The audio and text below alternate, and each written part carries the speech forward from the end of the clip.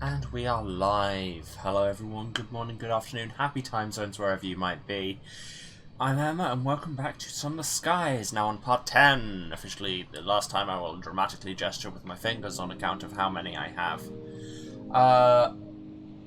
Advance warning at the start of this. Echoey, yes, I was about to say, advance warning, I am on a new mic setup, so if there's any issues with that, let me know. Echoey, you say. Let me see what I can do about that.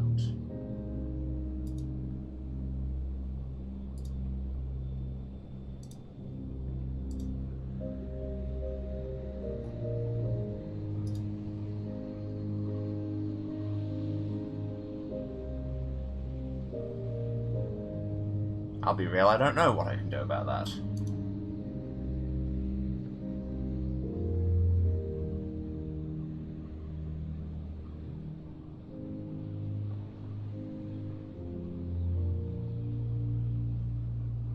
Yeah.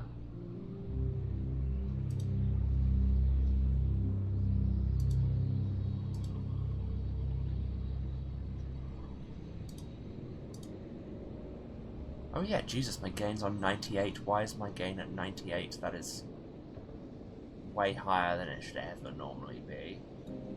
How's that?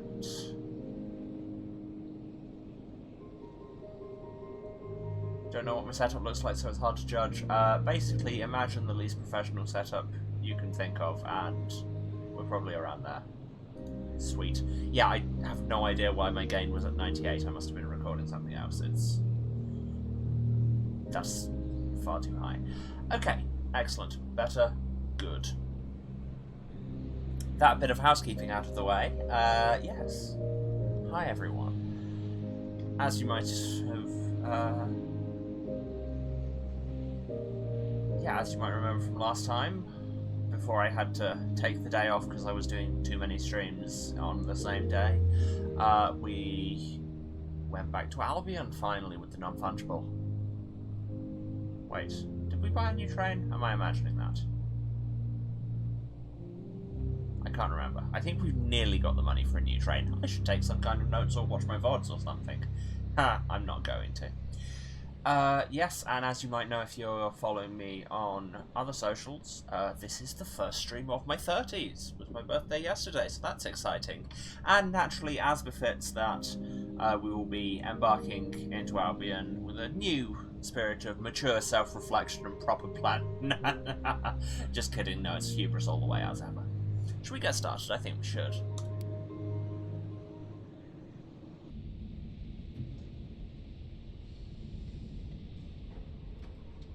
Here's a tooltip about Eleutheria, where we're not going yet, apparently. I toyed with the concept and apparently not.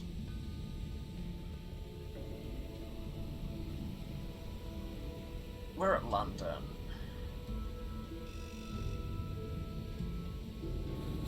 Entering into your 30s, always forward, never plan. Yep, that's how you do.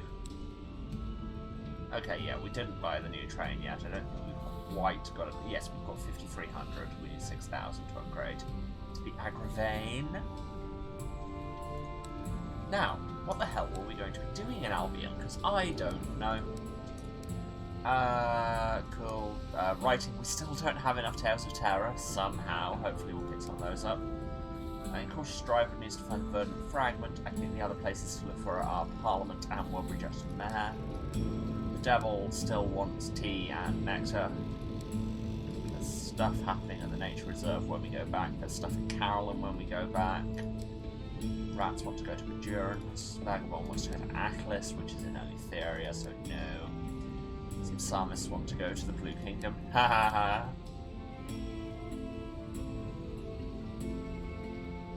Bring somebody back from the Blue Kingdom. Ha ha ha ha ha ha. Princess wants to go to Endurance. Office of Works wants stuff, but that's just kind of basic repeatable. We have an assignment from the Horological Office on Brabazon. Stuff at Aklis. Oh, I need to talk to Mr. Athens. And smugglers are happening if I go to Titania. Okay. But also I think we can just kind of be exploring here and picking up new quest lines a bit. It's all good though. It's all good. Right. Yes, let's talk to Mr. Apples. We've seen this conversation before.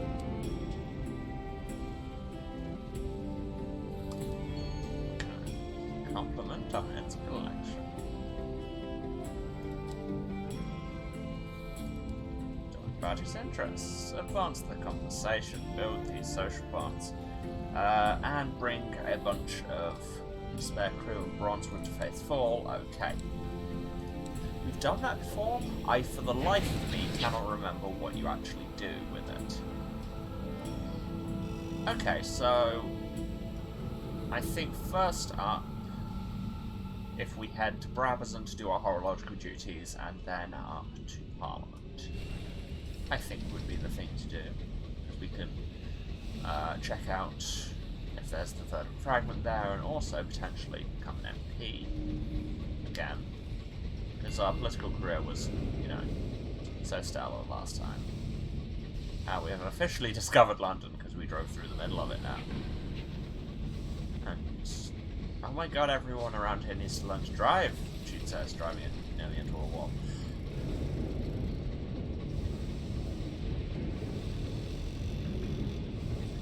Hope everyone's doing better than my ability to speak English. But no, I hope everyone's doing well this possibly fine Tuesday. And that everyone enjoyed the in no way unbearably niche Eurovision joke in the stream title today. Because that's the season we're in. Expect me to be excited about Eurovision for the foreseeable. What am I even saying? I always have been, always will be excited about Eurovision at all times. Yeah, that's a point. Every day that I'm streaming this week is also a Eurovision day. I post the Storm that Speaks, maybe we shouldn't tangle with that. So yeah, in you know what is clearly a stellar piece of planning and time management on my part.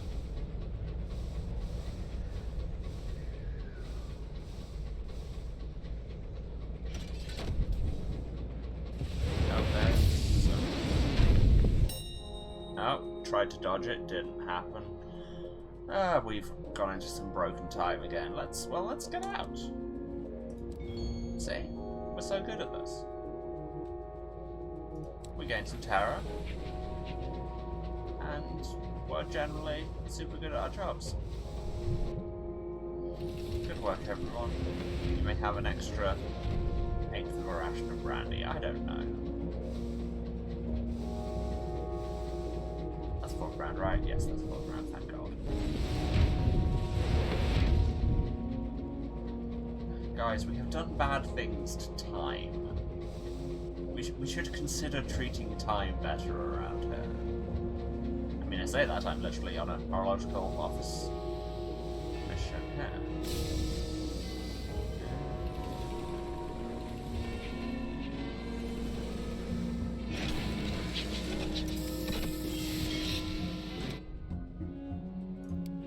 Hello, Brabazon. Let's investigate the clocks. The overseers look awkward as you approach the clock. By your estimation, they've been slowing them down to extend workers' shifts. Fixing that will give the workers a much-needed break.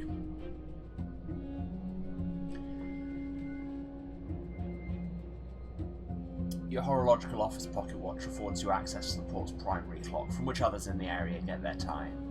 You unpack your tools to begin, assorted screwdrivers, brushes, pliers, tweezers, a small bottle of oil, a jeweler's loop. Well, let's correct it, because, as we said, correcting it will give the workers, will mean they're slightly less exploited. Of course, we could just be bad at our job. Too many gears, too many cogs, too many swinging things and bits that may or may not be supposed to come away in your hand. Passers-by look up to see the clock hands ticking sulkily backwards. They tut and mutter about those clock heads getting in good folks' ways. Unfortunately, you are not the only horologist here. A skilled apprentice, present on unrelated reasons, soon intervenes, promising to fix things on your behalf if you'll just put away your tools and go anywhere else for a few hours. In exchange for your fee, obviously. I mean, you can't really argue with that. We did not, in fact, do the job, and the payment goes to the person who did.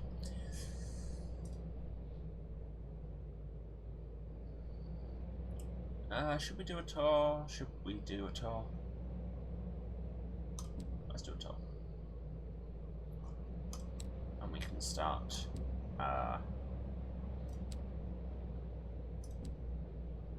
infiltrating and helping the workers. Sneak away from the group. Right, report. Trade supplies for Tales of Terror. Well, I'm short on supplies, but I'm even shorter on Tales of Terror, so yes, please. Now I have 6. Okay, can I trade fuel for a sky story? I don't want a sky story.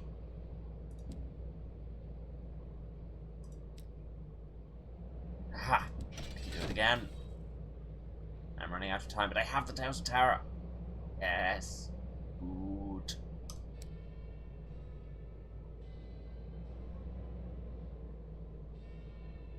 And run away.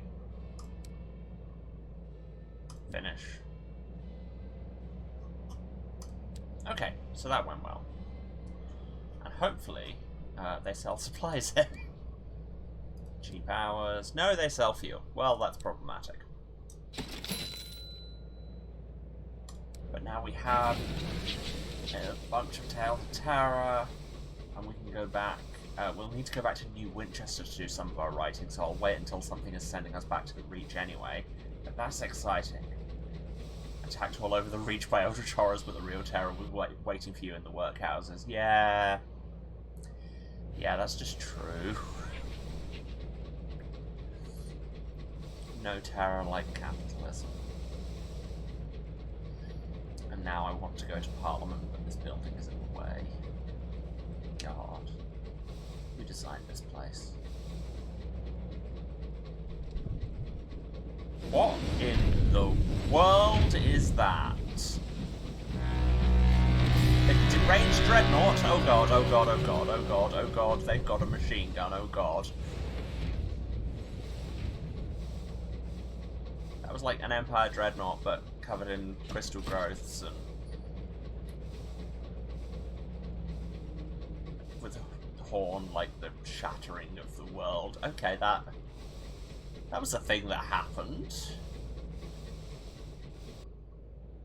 this somewhere? This looks like it might be somewhere. Carrington Remedial School. Lovely. Why just have the workhouses when you can have reform schools as well?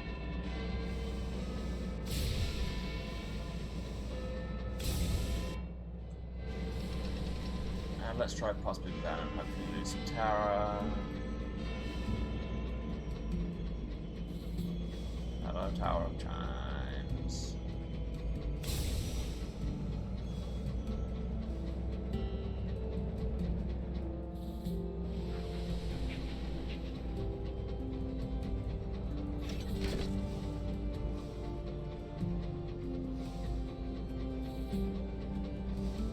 Only here for 3 minutes and we already had Capitalism is Cthulhu and a deranged dreadnought. Yep. Yeah, that's really a pretty accurate summation of the kind of things you get on this stream, let's be real. But hey, now we're going to Parliament. As soon as I remember where the station is for Parliament. Ah, we are.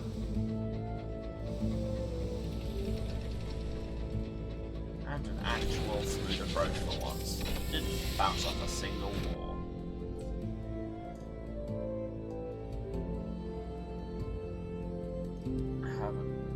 Gone, well. Okay, I have to read this scene. A bell rings and the protesters outside the palace drop their placards for a few minutes. Servants flock through the gate bearing trays of scones and piping hot tea. Arguments over democracy paused to debate the urgent matter of whether the jam or cream should go onto the scones first.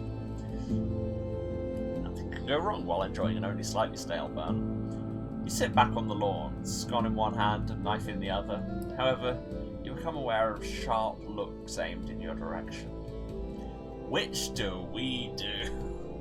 Because I mean, for my non-British viewers, this is a perennial debate. People have strong opinions. I too have strong opinions. Well, reasonable opinions, I think. I have opinions, and the way I do it is what I'm saying. But yeah, this is a serious question. But of course, like regular human beings, don't at me, jam first. Half of the protest stares at you in disgust. The others nod with satisfaction. Yeah, that's about how it goes. Do report. Can you just spread the cream and jam on either side and then smush them together? I don't have mods, but can mods please time her out?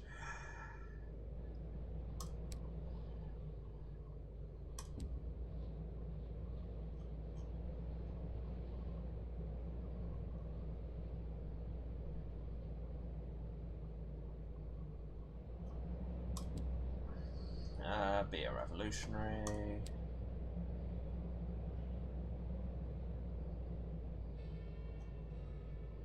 Hunt for the verdant fragment. No, it's not here, which means it's only World Judge Mayor left, I believe. But I don't think we've actually found that before. Look, you can't just do the telling me to do self-care thing after coming up with that horrendous suggestion. Like, I'm not timing you out of the chat, but for the next 5 minutes I'm officially going to not listen to you.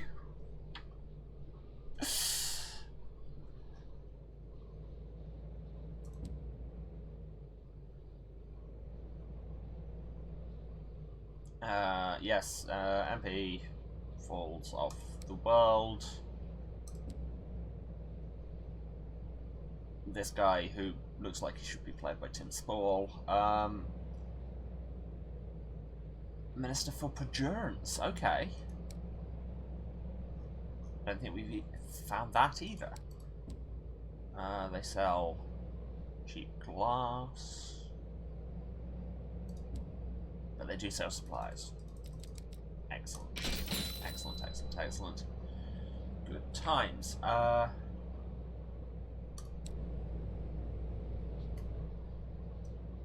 Yes, we have not found Welbury, and we've not found Perjurance. I mean, we've got a lot of space, so I think it's time to go and do some exploring, and, you know, possibly fall to hubris like we normally do when we explore.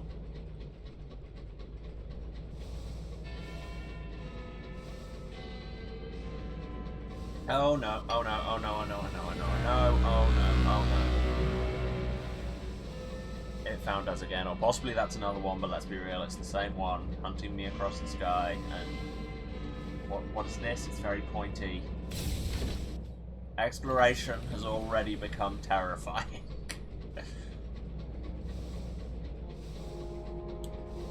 Was that just part of Brabazon, maybe? I don't know, I don't know. The actual areas always extend further than I think from the ports, because that's how places work, I guess. Here's a bully's egg, maybe I can loot up the stuff. Or not, or maybe there'll just be a wall. That's fun too. Rapidly approaching wall. That's the real drawback of this new engine I bought.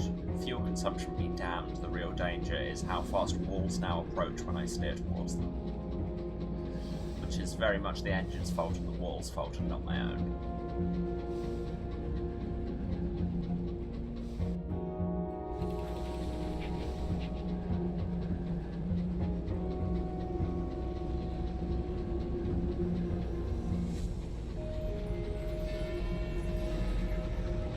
That's a lot of noise, and I don't know what it is, and I'm worried.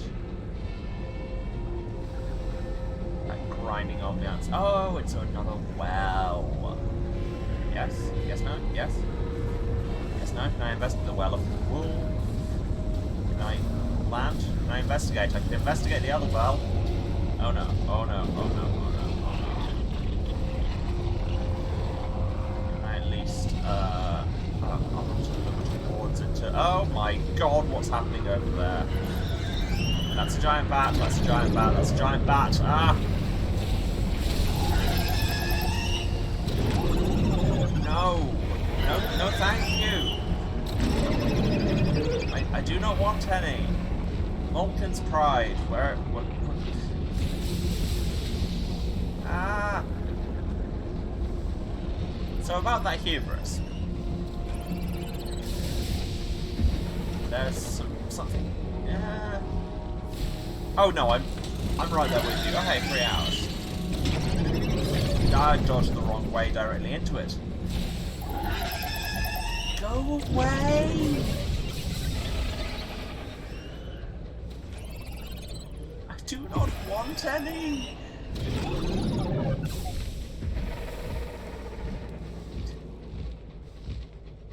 Yeah, no, I'm with you on kind of like that. There's that. That's great. No.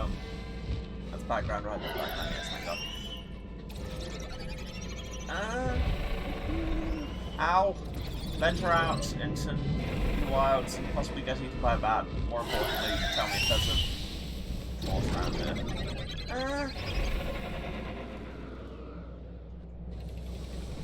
Oh my god! How far is your kite range? Oh, about that far. Okay, cool. Cool. Just had to point it out clearly. So, this expedition has been a success, I feel. There's something down here. There's... Somebody's left a campfire. Or it's a lantern. I don't know.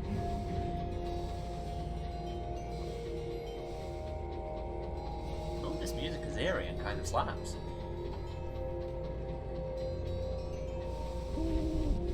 Al? I'll do my investigating for me. You're probably better at it.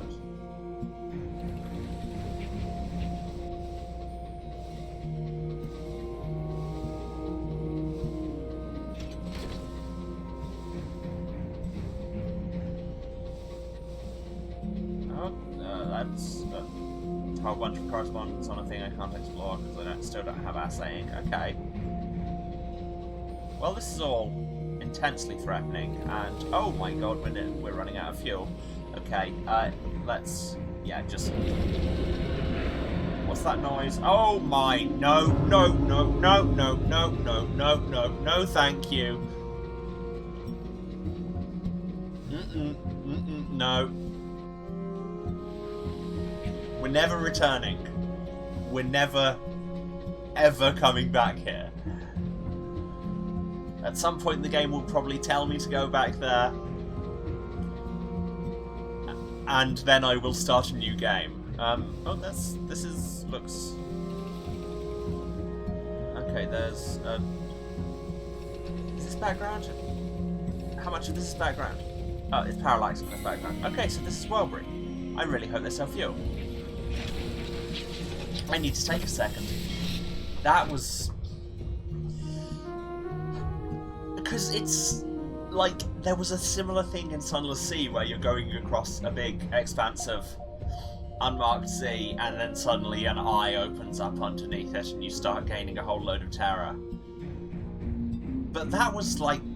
that was that turn to 11 with it looming through the... Oh, that was really impressive and I am deeply uncomfortable. Anyway, we found Wellbury. Workers in neat uniforms guide your locomotive to rest. Tourist engines rest alongside trading engines. Crews trade gossip and delicacies. Signs in block capitals make abundantly clear that this is a place for pleasure. Welcome to Wellbury Juxta-Mare. It dazzles like a Fabergé egg, lamplit, rich brass, and Britain in Baroque. In the distance, carnival music mixes with faint cheering. A queue twists and snarls along the dock. Visitors are not allowed to just stroll into the port. They must be admitted. Every fortnight, the Bureau of Entertainment holds a lottery to give out a number of paupers passes which grant free admittance. The queue for these is long, but it's not the only way into the port. Only thing we can do. A fox-jawed man, smartly dressed in cobalt, takes notice of you. He crooks a finger. First time visiting Worldbridge Mayor, eh? Come on, come over then. The representative of the Bureau of Entertainment introduces himself. We're a department of the Ministry of Public Decency, but we're entirely autonomous. We run this port for the benefit of weary travellers. He leads you past a queue that doesn't even bother to grumble. Yes, I know. Queue jumping is terribly uncouth. But would you really rather be mingling with the proletariat when you could be enjoying our port? And I'm sure once you've seen what we have to offer, you'll need to come back again. He leads you to a fitting station. Everyone goes through this. There's a dress code. Bureau of Entertainment wishes to encourage industrious captains to patronise the port. To this end, on a captain's first visit, they're allowed in both without charge and without having to queue. Clothes for the promenade. The couturier is exquisitely attired. Burgundy tailcoat, cravat, brocaded vest in iron and ink, breeches, boots, and a smile like a shark. Periodically, he checks a brass pocket watch while his grin lengthens and diminishes in turns. He's here to supervise the attire of new visitors to the port. In Welbury, everyone dresses up in the heady styles of 50 years ago. The Bureau of Entertainment provides suitable attire for all visitors. What article of clothing are you going to base your choice of outfit around? Your choice of outfit has no impact on the port. It is merely an outlet for your whimsy. Well, whimsy I have. Well, let's receive an explanation first. The couturier flicks a glance at you. I'm sure you know the spiel, but I'm obliged to repeat it. In a droll voice, the couturier, who could be anywhere between 17 and 39, explains, Welbury Mayor's the perfect holiday destination, enhanced by visitor adherence to the dress code. Do not fear, it's all to enhance the experience you have while with us. In addition, and as a reassurance about the stringless nature of our generosity, I should inform you, the mists are corrosive and will eat through your regular garments. We provide access to a full wardrobe of coats, waistcoats, frock coats, dresses, dress shirts, breeches, boots, bustiers, and more, to ensure your own remain intact. We love to see familiar faces, it wouldn't do to put you off. Now, pick one item and I'll choose you an outfit that suits it.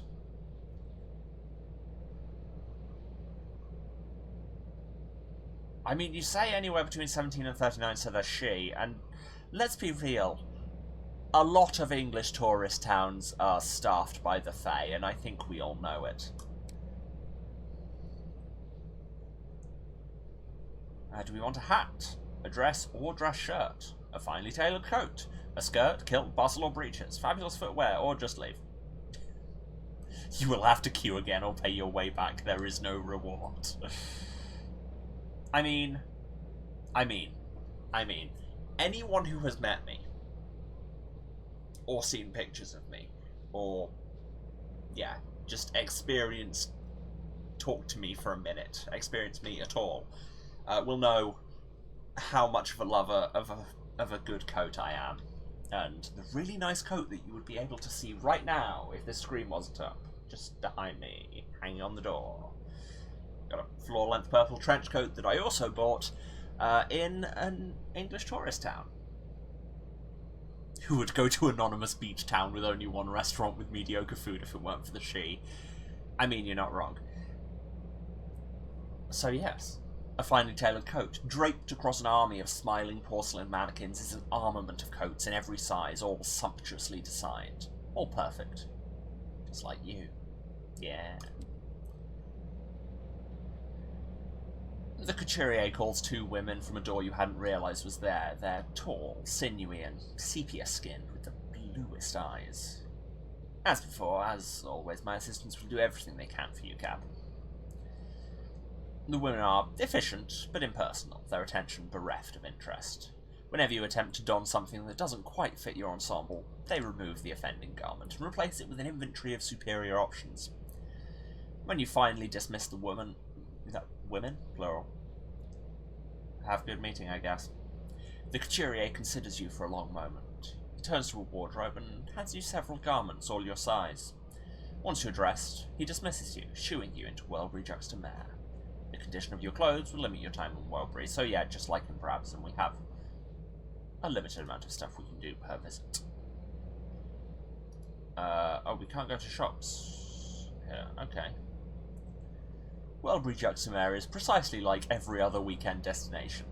Shabbier than advertised, and bristling with ways to spend more money than intended. Oh, yeah, this is all so real. So real. Let's write a port report. Those who are anybody, and those who are nobody, come here to relax. The port's comings and goings could be informative. In the face of candy floss, guards are let down. Presented with this much tea, defences are dropped. This should have been a good place to gather information. Unfortunately, the screams of the donkeys render eavesdropping impossible. Still, even by itself, a list of visitors is certainly worth something. Oh no, our rabbit is in trouble again. Save it from the pavlova vendor. Crushed up meringue and trails of cream ooze down its pig nose. Why is it there? Yeah, there's something going on with our rabbit. It's been mooted in the chat that the rabbit is a hallucination, which is extremely possible. Or it's just a very delicious looking rabbit who keeps being stolen by food vendors because it looks like food. That is your obviously delicious rabbit, alright. Sitting inside a bowl, brimming with clotted cream and blueberries, a halo of meringue atop its head. Someone had clearly endeavoured to eat some of the confection, a fact that does not seem to bother the rabbit at all. You pay the vendor of the pavlova, and abscond with the bowl, rabbit and all. But then you won't have to repeat this peculiar rescue. Yeah, but we got... lost some terror, but also lost some time. So we have a tiny lane of decorative shops, a path to the beach, an exclusive exhibition of portraits, because I am bohemian enough. Still nothing to imply anyone else saw the rabbit. Yeah. Ah, yes, that's the thing. We have to find the verdant fragment. Success! It was here all along.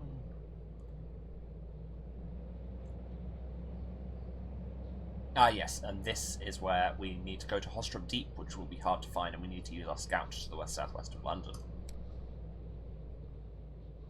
Well, just the fact that this seems to have a bunch of quest qualities associated with it means I think we should do it. A popular portraitist is displaying his latest works. Your connections among the Bohemian set has secured you a ticket. The popular portraitist has found success with impressionist portraits of his latest muse, who is, he claims, a devil.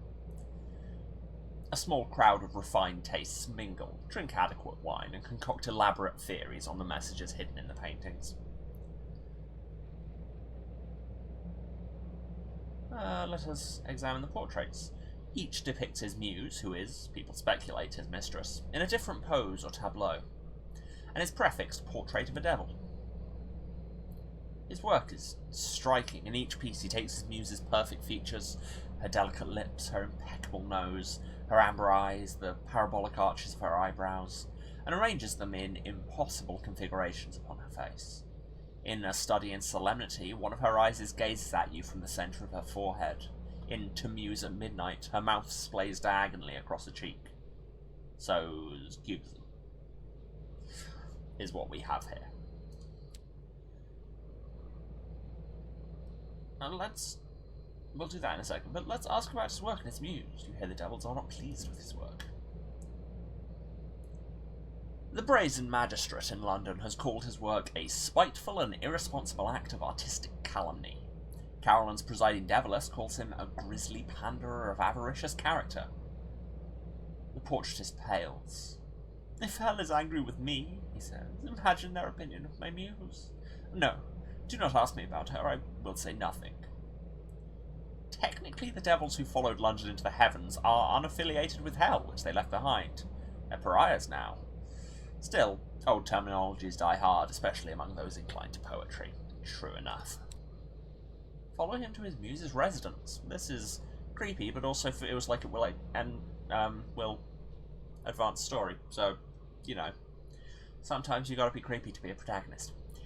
Where's he keeping her? And Who is she, really? You could lurk outside the gallery and follow him when he leaves. Sure, that seems like a normal thing to do. He leaves light, one hand securing his hat against a stiff sea breeze.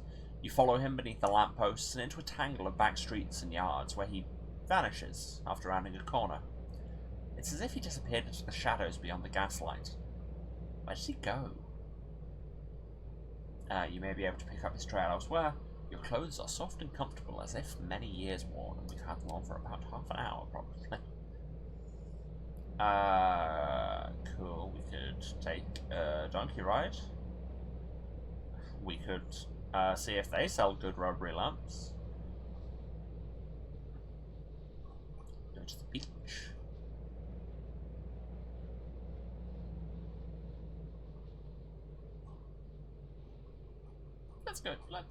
Let's go to the beach. No trip to Welbury is complete without a jaunt along the beach. You should stroll down to the shore where the mists wait in glittering coils. This is a beach. Of course it's a beach. What else could it be? It's a stretch of pale particulates and rolling mists. Roiling, even. The air smells of salt and things that mummified in the sun, of cinnamon and licorice. It's pebbles and grains of blue glass, tendrils of something curious and organic, worm-like growths tufting through the sediment. This is exactly what beaches are. Pressing X to doubt? Let's go back to the arcade. You lazily wander back towards the arcade, your clothes soaked from proximity to the mist, so that's probably not great. Oh, but it doesn't say we've lost any time. Let's buy some lamps. A wax paper cone brimming with rubbery lumps sounds just about perfect. It tastes precisely as advertised.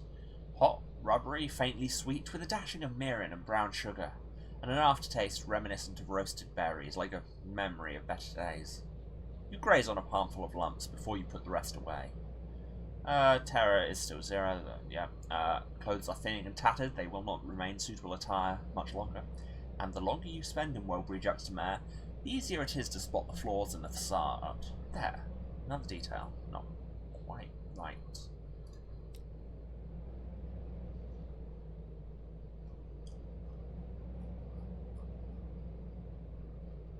Let's let them shop.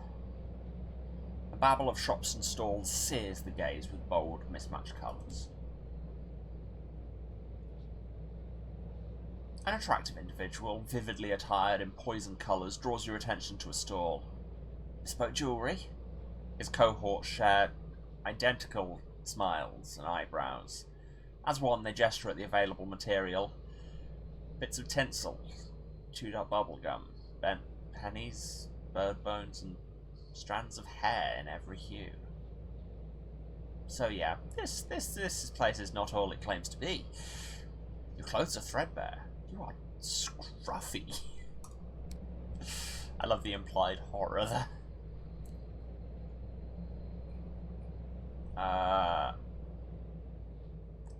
Tea? Tea is always a good idea. In a universe of horrors, tea is never wrong. The tea is dark and unctuous, and is furnished with roots and quite possibly a garnish of dirt. A single sip, however, spreads warmth all the way to your fingertips and toes. Too bad the withdrawal hits harder than the heat. It appears traditional for patrons here to abscond with a piece of crockery, a mug, a delicate teacup, a saucer, whatever best reminds them of the tea room. As such, you do the same. No reason to be impolite. It's time to be elsewhere. So, okay, we've got to leave, but presumably when we come back, we'll be able to maybe if we go back to the beach. I don't know. Cold frissons down your spine, dragging your attention southwards. Oh dear, your clothes are in tatters. Let's leave swiftly. Your beautiful garments are nothing but rags now. Well-dressed onlookers gawk and giggle, whisper and point. You look bedraggled, shabby, and, worst of all, unfashionable.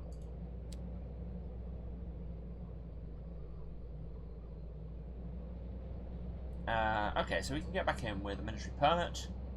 250 sovereigns. It's ludicrously overpriced.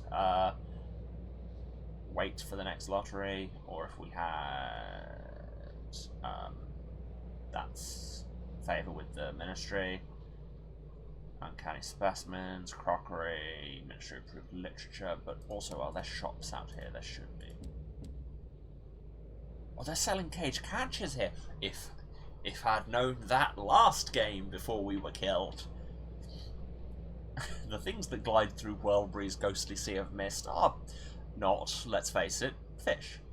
But if we call them fish, we don't have to think about what they actually are. I get the feeling there's a lot of that around. They sell fuel and supplies. And literature. Did I still have somewhere that wanted literature? No. Hours for the Royal Society and one more munitions for last room. Okay, okay. So let's just refill our fuel and supplies. Getting further and further from being able to afford that shiny new train, but that's fine. That's fine. Did I mean to leave? Let's use a permit to come back in. The Ministry admits its own, and you have the necessary paperwork. The official scans your permit carefully, nods, then clicks his fingers twice. Workers from the Bureau of Entertainments quickly commandeer your attention, a man and a woman appearing on each side, both exquisitely dressed, their smiles well-whetted knives. Come already, the couturier doesn't like waiting. You need an outfit. Come. Cool, bit creepy. Anyway, let's have another coach. Doing the thing.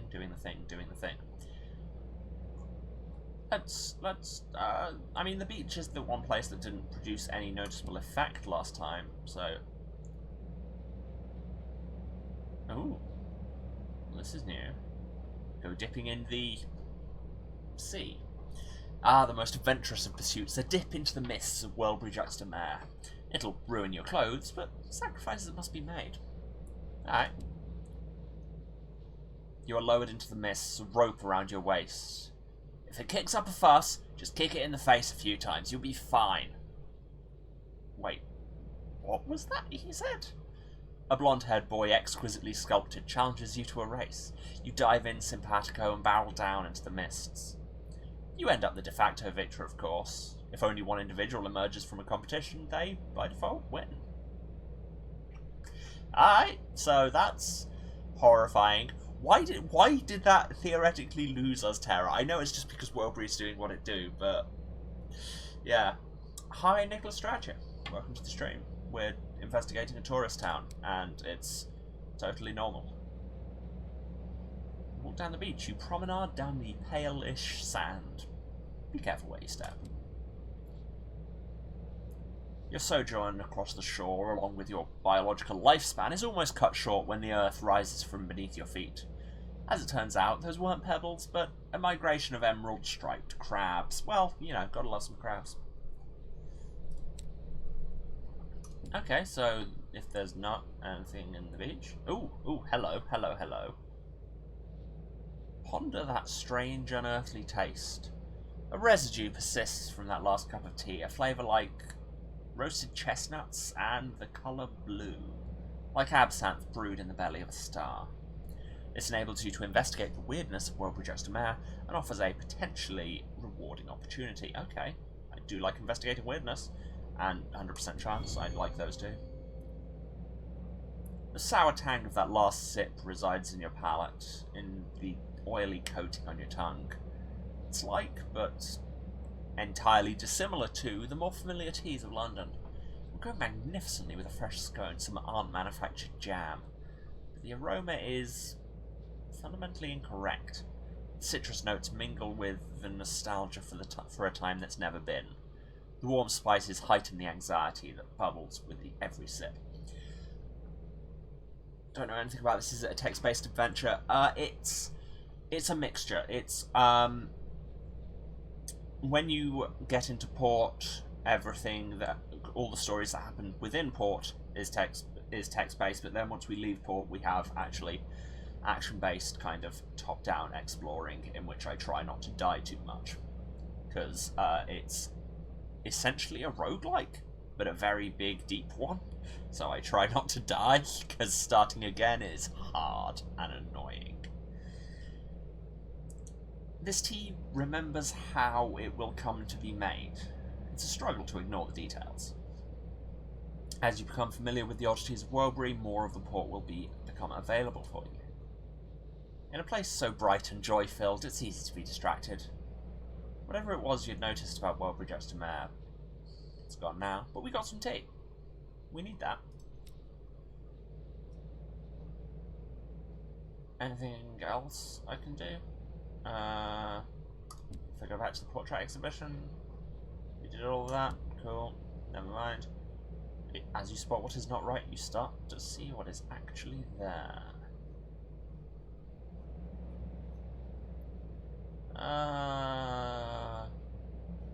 Go back to the shopping street.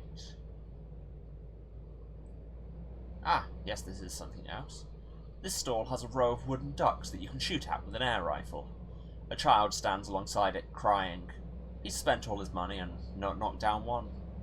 When you have a go, it becomes apparent that at least one of the ducks is glued in place. When you point this out, the storekeeper frowns and hastily passes you a prize. That's just standard operating procedure, I feel like. Okay, well, we'll come back, because when we come back, hopefully we will have left enough time that the lottery will be in our favour and we can get him for free, because permits are hard to come by and I'm not spending all of them for something that we're not sure of just yet. Okay, I need to talk to my officers, I feel. Oh, but not even slightly talk to the play conductor, and I think I still need to talk to the navigator. Oh, there's so many things I haven't clicked. The driver. Hello, driver, we found the thing. Oh, yes, no, that's the thing. We need to go to Hostrop Deep with them. Okay, let's check through everyone. The fortunate navigator, let's get to know him. He's great, we talked to him before. And we have tea now.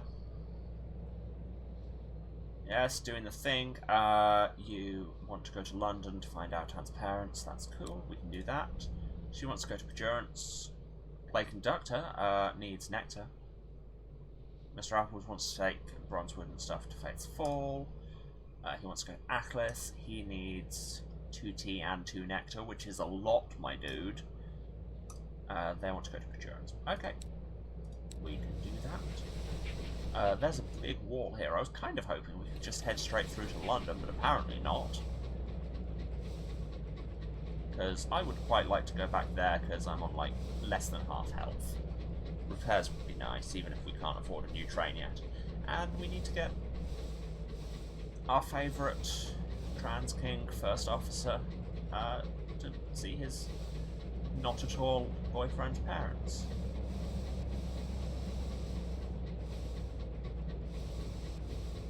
That's background, right? Yes, thank God. That's the real essence of this game, those of you who haven't seen it, is me panicking about whether I can drive over things or not.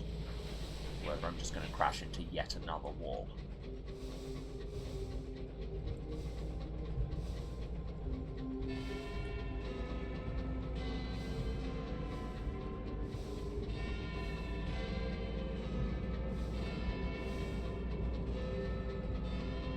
I swear, one day I'm going to lose my last hull by just crashing into a wall that I didn't think was there. And it'll be entirely on brand, and I will be the first to laugh at me, but also be salty as all hell.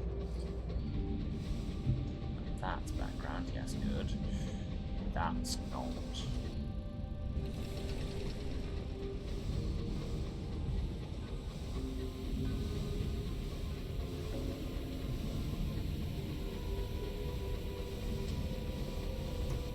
We got London, that's foreground. Or not foreground, just ground. There's recess over at our Japanese school. Yeah, let's go with that.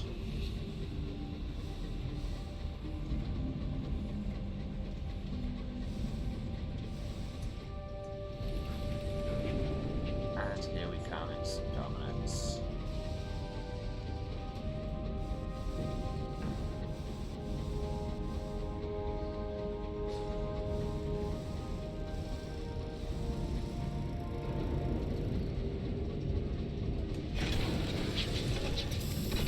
Once again, we did an expedition and didn't die. That was great. Now explore London. Oh wait, we can't repair here. Oh, it's... Yes, that's not a separate platform, it's just a sub-bit, that's fine. Yes, go to the ambassador's house with the navigator. Ring the doorbell. Talk to the woman. Who turns out to be great. Let's give them some privacy. It would be unkind to intrude on their privacy at such a time. You could peruse the photos in the hallway. Just go and nose in something else. The walls are covered in family photos, frames jostle for space. In the oldest pictures, the navigator appears as a young, freckled girl, but not, skirted and scowling. In the later ones, he's a tall, short-haired youth, his arm casually flung around his friend's shoulders. The matriarch bustles past. A couple of minutes later, she returns, carrying a large book. This time, she attempts a smile. Finally, the navigator comes out into the hall. I have what I need. He has the book under one arm and is holding up a large iron key. What does it open? The family tomb in Eagle's Imperium. They took Altan back there. Got some XP, need to talk to him, and then we'll be going to Eagle's Imperium, but we can do that. I don't know why I said we can do that. We're not going to be doing that for a long time because it's an Eleutheria, but we can, in theory, do that. Let's talk to him now, just tick it off. Because we need to spend some savage secrets to talk to him.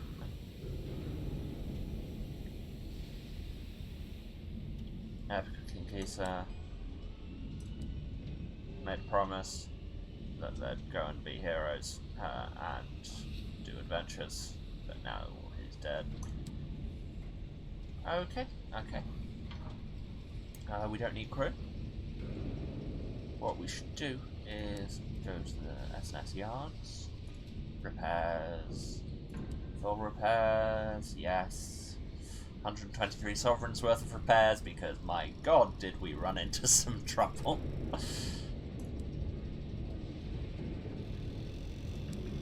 And let's give them our port reports. Yes, the new street line. The bookkeeper reads the reports swiftly, makes a few notations, then files them deeply in his haystack of financial records, beyond the attention of even the most persistent ministry auditor. Thanking you silently, he conveys that you're doing important work.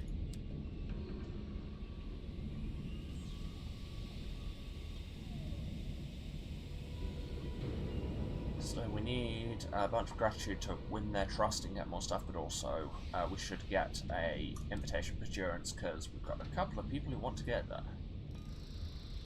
The bookkeeper shakes his head as he passes an invitation over. On another sheet he scrawls a warning. It's a cage, though the bars are pretty.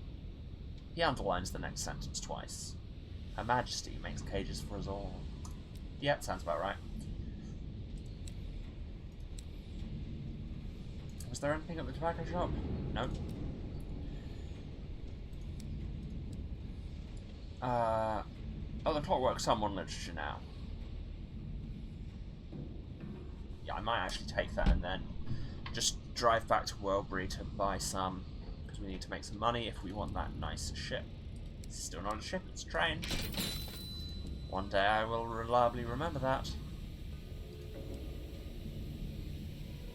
Okay.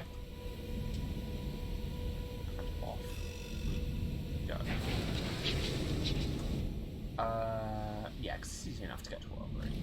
It's not far, and there wasn't anything horrendously dangerous on the way. At least there wasn't on the way here. There probably will be on the way back, you know our luck.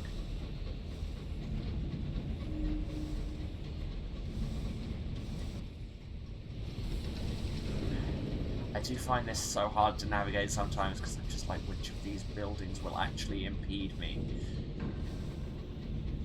Which, yes, probably a me problem, and I'm pretty sure that is the exact monitor spawn that killed my last ship for no reason. Not that I'm salty. Gone past Simon's Nest, go north. It's probably screamingly obvious to everybody else what's background and what's foreground and what's actually on our level, but not to me. My eyes do not work like that. And by do not work like that, let's be real, I mean, do not work. My eyes are basically cursed, and I'm living with that. But so is the rest of my body, so it's fine, at least it fits.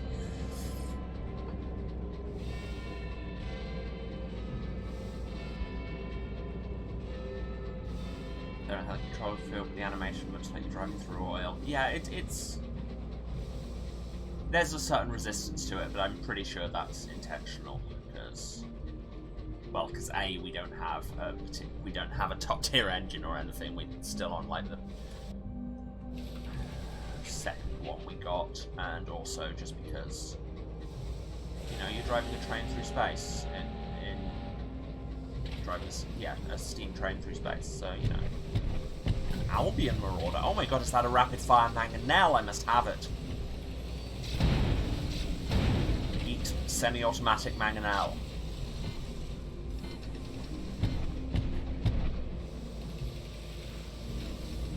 Quite literally miss me with that.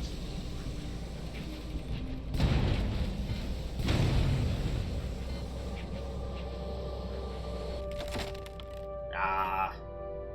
Wanted the weapon drop, come on. But there's an intriguingly bulging sack. It's got a whole 28 sovereigns, wow, the riches. Reckon they'd want to feel it a bit like that. Yeah, entirely, because Sunless Sea, the game this is a follow-up to, was even more like that. You have so much more control in this than you did in Sunless Sea, and so much more kind of responsiveness. Where was part 4?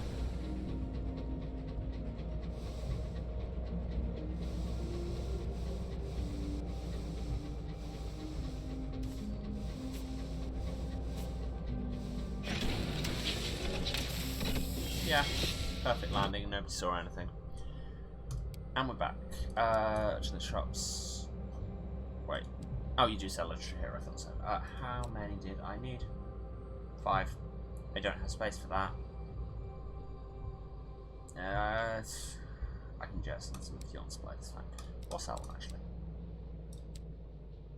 Can't buy stuff in shops if it would take you over, brain.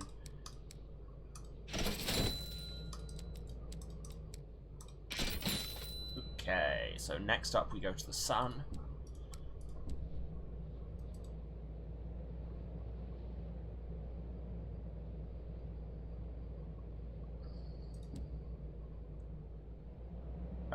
Anyway, so the lottery hasn't come yet, but the queue snakes across the lip of the docks like an umbilical cord, or a garland. Scalpers bark temptations promising expedited access. Vendors patrol the undulations of the line, offering drinks, snacks, anything to spare the mind from the doldrums. So it's a music festival. Finally, a woman in tattered morning attire answers. It's every fortnight, more or less. You'll want to be near the front. They only give out a few passes. Don't want to dilute the quality of the clientele, I hear. It appears you'll have to come back later if you want to get in via the Pauper's Pass. Yeah, it's about every, I think it's 15 days, the calendar resets on most things, so I would guess that counts here as well. But that's fine. I don't know if that on in the background, and honestly I'm too afraid to check. But no, we want to be heading across to the sun, and probably when we get around here, we want to be pinging our scouts so we can possibly find Hostruck Deep. I don't like splishing noises. Oh my god, has the fungus followed me home? I say followed me home, followed me from the reach. Because frankly, I will be unimpressed. I do not like it. This was meant to be where we came, to have refuge from the fungus, and yes, there's unrestrained capitalism and giant sea urchins, and all that frightening stuff, but at least there was meant to not be fungus.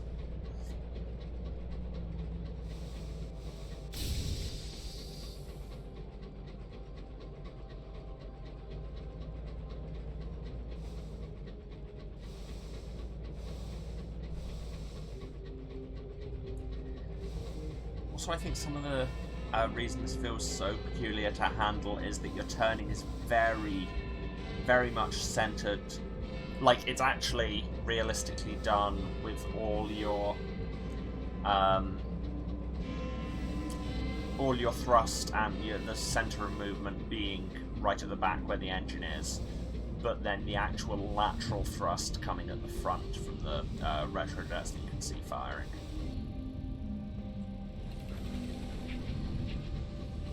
Actually, I might just quickly stop in here, grab some fuel and supplies, keep myself topped off. Because, frankly, running out on the way to make some money seems like exactly the kind of thing I'd do. Now I'm on to ship. Leave me alone.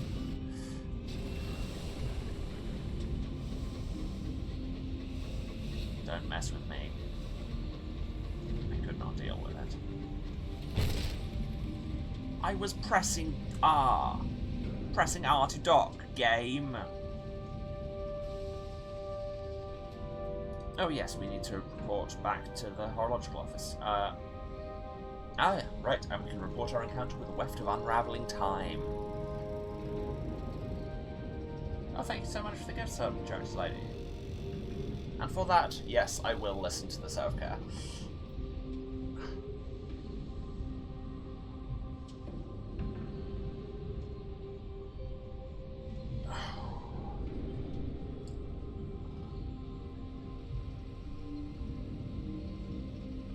Just breathe out there and have my normal thing of, oh no, don't blow into your headset mic. I am not wearing my headset mic. I'll get used to this eventually. Yes, so, about that unravelling time we ran into. As soon as you mention the weft, the chief horologist springs up and closes the door to his office. There, now we can talk more openly. These outbreaks of unruly time are politically sensitive. I assume preventing them or repairing them is beneath Her Majesty's dignity. She is, of course, terribly busy. Our office has been instructed to make such repairs as we can. We've invented the raveling jacks, simplified our looms that can reweave time's-torn fabric. If you would assist, we'll pay for every weft repaired. Unfortunately, the jacks only work from inside a weft. A delicate operation, and I'm afraid the machines are fragile. My superiors insist we demand a small deposit before your requisition. Got some XP. A new assignment. The chief horologist is almost pleased to see. Apprentice third class, you're back. Good. I trust you're ready for your next assignment. I have an assignment in Carolyn, that's fine. We'll do that one day. When we return to the Reach, we can acquire a raveling jack. 100 sovereign deposit, that's fine. It is, for all intents and purposes, an hour loom, small enough to fit on a locomotive, which can be used to repair wefts of unravelling time. The office will release one to you in return for a modest deposit. Alright. Takes up a slot in our hold, which I, on reflection, don't love. The jack is a cumbersome machine with an improbable number of arms and wheels. It comes with an almost indecipherable instruction manual and a stern lecture from the officer in charge of the supply closets. When you enter a weft, you may try to repair it. The jack may break, return with evidence of repaired weft, and receive payment. You may return an undamaged jack to reclaim some of your deposit. Makes sense.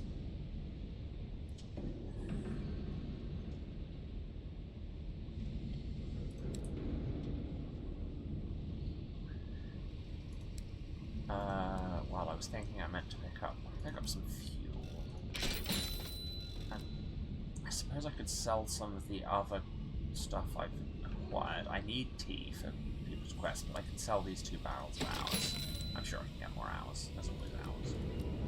There is, as they say, always more time in the day. Anything else in the Ministry's Office of Works? What do they want? 3 barrels of hours and a permit. Okay. Sure, whatever. And no, that's the wrong button. The Ministry of Public Decency. I don't have any port reports, brain. I already traded those in. Okay, but I'm slightly better supplied now. Game, stop dropping those frames. I gave those to you to hold on to. Be careful.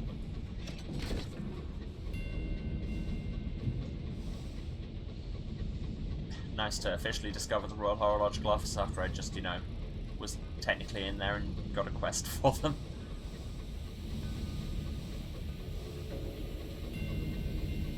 Oh, okay, so this is the Throne of Hours itself, because my brain was just saying, what is this, the Albert Hall? Who knows? Maybe in a previous life it was. Although that said, when was the Royal Albert Hall built? Because obviously you'd think it would be post-Victorian unless they changed the name, but... Don't drive into me. Please don't drive into me. Do not want to start a fight with you. Drive into that wall, sure, just have a fight with the wall, but leave me alone. I should be going south around this.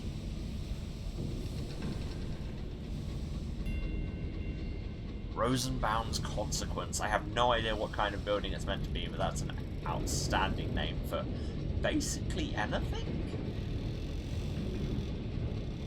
Kind of sounds like it should be a mech. Nope, that's real. That was... It took me a moment to realise that that was impeding my headlights. But then I remembered to dodge the right way. Okay, that looks like it's actually on our level, so is that.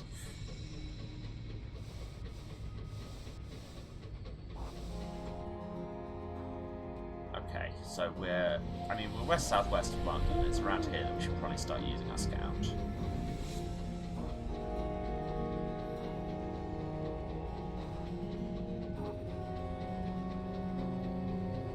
There was something moving there, but it was just different layers of pipes parallaxing behind each other. Not to say that I'm edgy at all.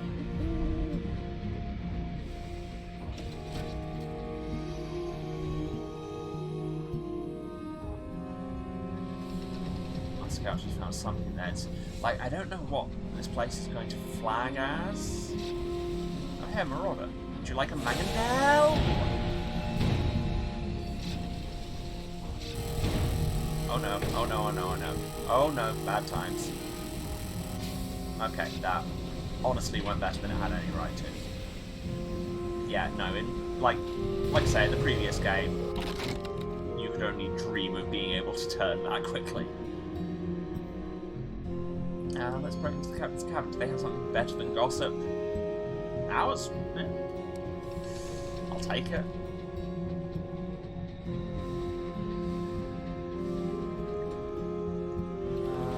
Yeah, like I said, I don't know what Hostrupteep's going to register as on my scout, so I should probably investigate everything.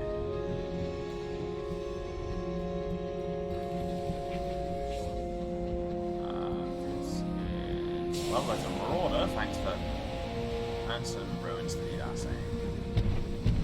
So, thanks for leading me into a trap. Ow.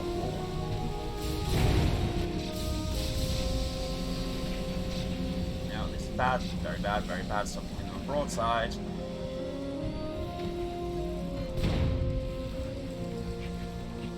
Oh, and there's a local tank right there.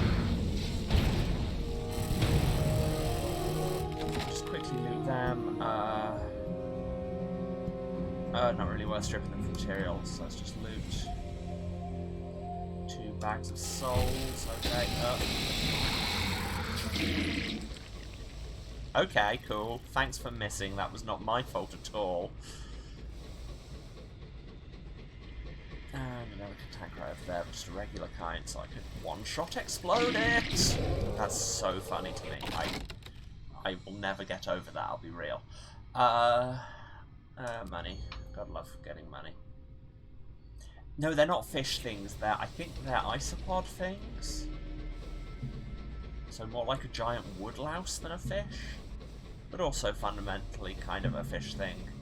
The line between sea and space in this is very blurry. And then other things besides, she said as she gets to the glass field and distorted time around the clockwork sun.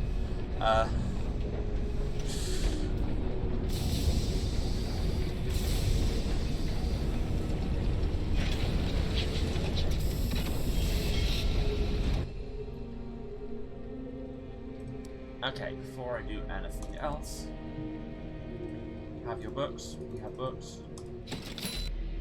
1,000 sovereigns. Don't mind if I do. It's increased strength of the sun, which, yeah, sure. Oh, and they're selling munitions for cheap. Well, I'll just buy one. That needs to go to Lustrum. They don't sell supplies. That's problematic, although it makes sense. Buy fuel. And also, there's new things to do here. Scavenging with the Dawn Rats. I don't think we had this before. Welcome back to just ambient continual terror from the folly of man that we're calling a sun. I mean, it is a sun. It's a big celestial object that emits light. No further questions. A nervous face whispers to you from behind a bulkhead. Help us. We were brought here to build the Clockwork Sun. Lots of abandoned storerooms. Help us raid them and take your fill.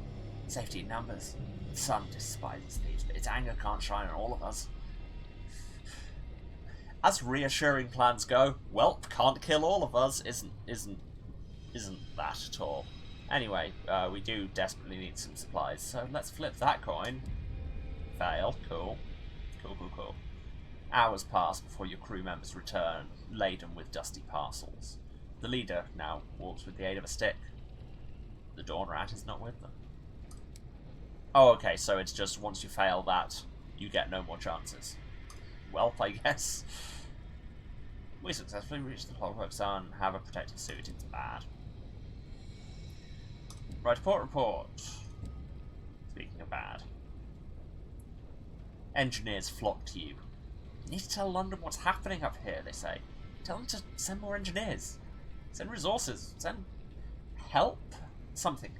Anything. They list a litany of recent faults, a broken cog, a snap belt, unpredictable flares, more engineers swallowed by light or vitrified. And every morning the sun has been taking longer and longer to reach full incandescence. Oh no. Terrible shame. What else was there here? There's the Dazzled Sequencer.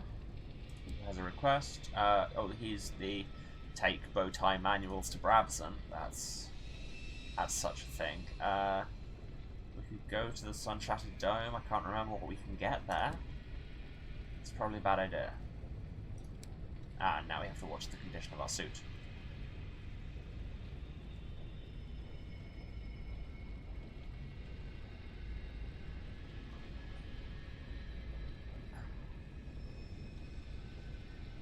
Big exhibition halls full of glass and horror, but also possibly treasure, question mark. Let's attempt to navigate this bad patch. Oh wow, I'm not rolling well at the minute. You attempt to guide your crew through the patch of lumpy time, but the dangerous areas are subtle and difficult to spot. You make a terrible misstep and your hazard suit takes the worst of it. Leather straps wither, and the iron framework of your rigging rusts to nothing. The suit sags around you like a deflated football. It's too dangerous. Your crew simply refuse to go any further.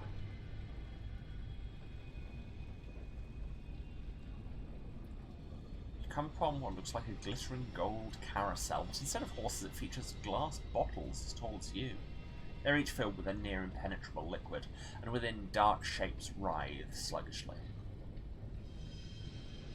No, I'm not taking. No, let's just leave. This is not doing well.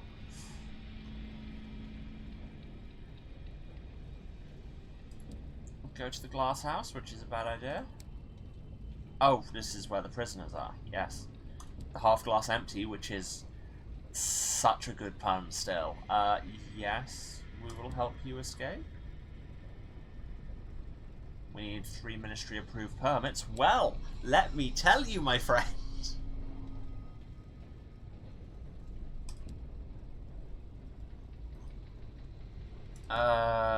Now where was the person we need to give them to? Were they at Azimuth? Oh, the smile and tea he offers you are both weak. His usual enthusiasm has a frantic edge to it. Ask him what's wrong. He lacks his habitual joie de vivre. Oh, nothing. The sequencer avoids looking you in the eye. I just sometimes feel very small in the great scheme of things. The rumbling beneath your feet is off-kilter, and you can hear distant machinery coughing like a flooded steam engine. The sun's light is dimmer than might be expected. With every unfortunate clank and racking whine, a sequence of winces as though struck. Yes, that is indeed a mood. So, where are we meant to give these permits? Down in the Terpsichore Vault. Engineer's quarters. Ah, the Broken Steward. Excellent. Hello, Broken Steward. You're pretty cool.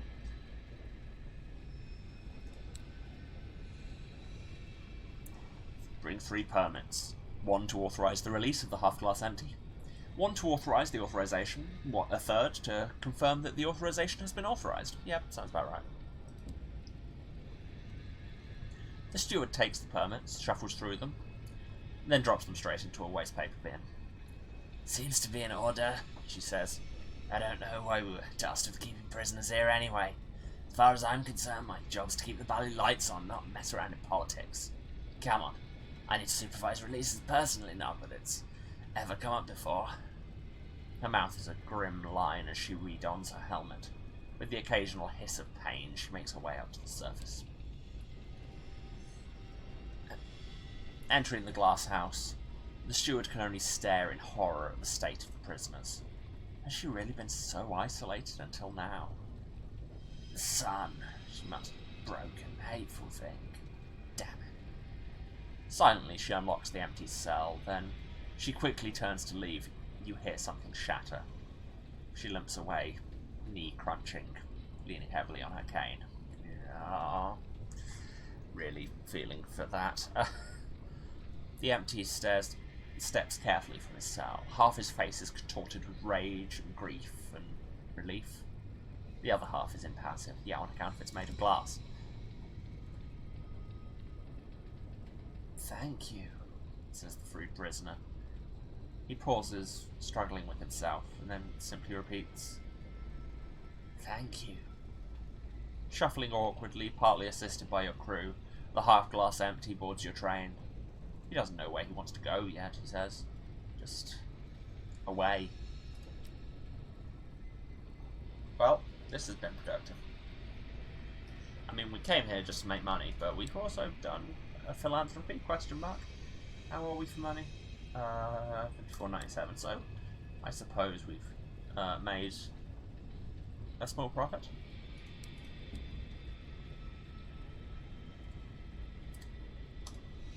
Now where are we going is the next question. We are overburdened. Well, we don't need both of these barrels of salt. Where are we going? So I'm guessing just from the kind of distribution of places that Perdurance is either in there or more likely in there. I don't think anything's told us where it is yet. But also I want to be investigating around here for Hostrop Deep. So I might just do that. See if I can find anything. Scout, do your thing.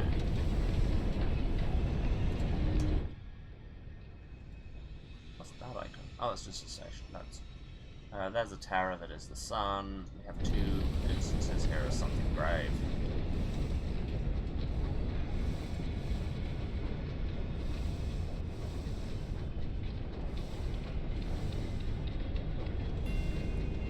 Bright Night Benefice. What does that even mean? Game? See, most of the things that are marked as something grave around here we need assaying for. But hey, here's more of them.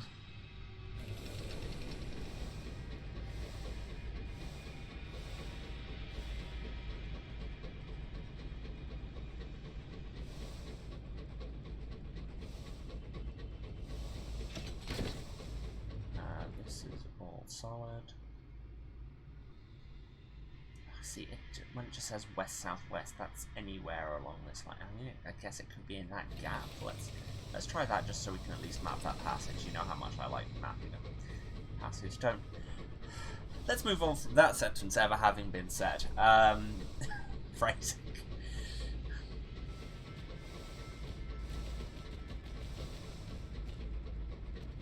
That. I hear some noises I don't recognise, and I don't like noises I don't recognise, because normally they come from things that are going to murder me. Or be awful. Either destroy my train, or just murder me, the player. You're not where you thought you were. Oh no, this isn't great. But luckily, we have a lot of mirrors, so let's press on. See, we're good. We know where we are. We're having a passage.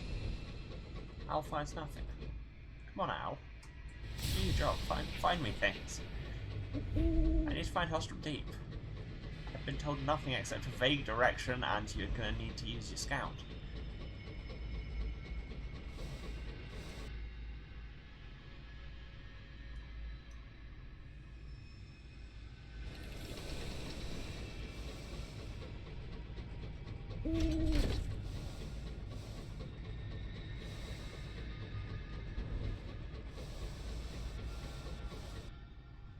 Unless it's out right at the edge,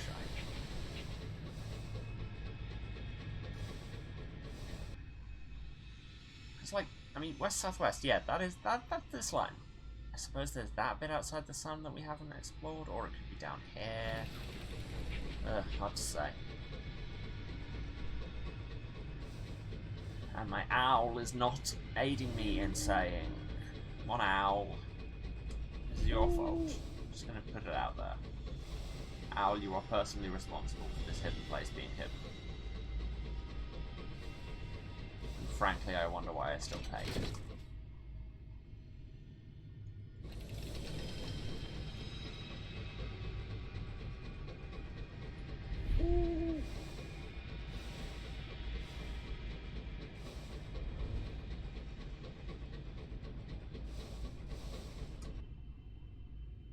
Yeah, because we're rapidly, if we keep going down here, this is just turning into southwest, not west-southwest. But let's see if we can map the south end of London a bit, and hopefully find a quicker way back through when we want to explore around here again, I guess.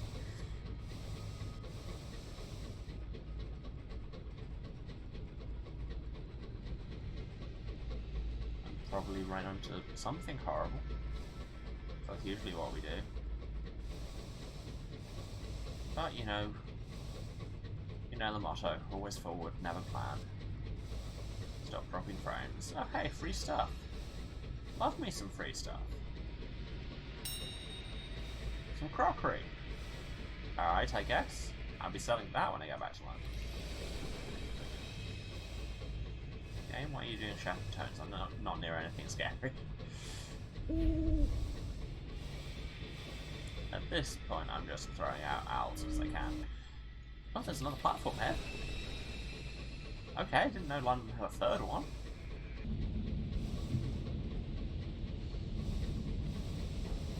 But what it is.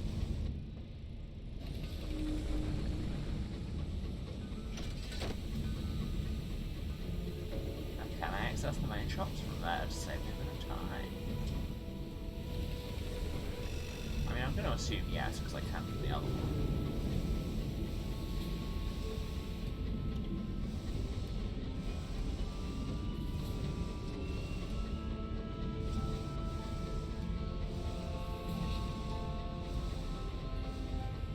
Wit and Vinegar Lumber Company. Fine, that's how we park now, I guess. No, you cannot. Okay. The head offices of a lumber concern that imports bronzewood from the Reach. The Wit and Vinegar Lumber Company operates primarily in the Reach, mining bronzewood and transporting it back to London for construction, furniture, and locomotive plating.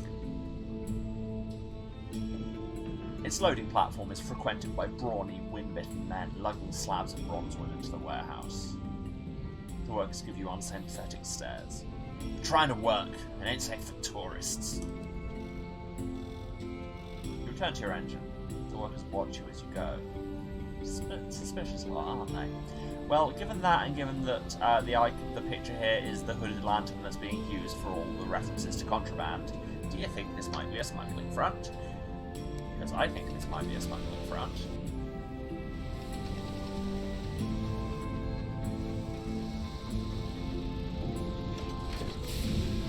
Wit and vinegar is very good, but I'm not sure I like it as much as in the last game we had the Iron and Misery Company, which is such a wonderfully evocative name, I think. No, it's on the other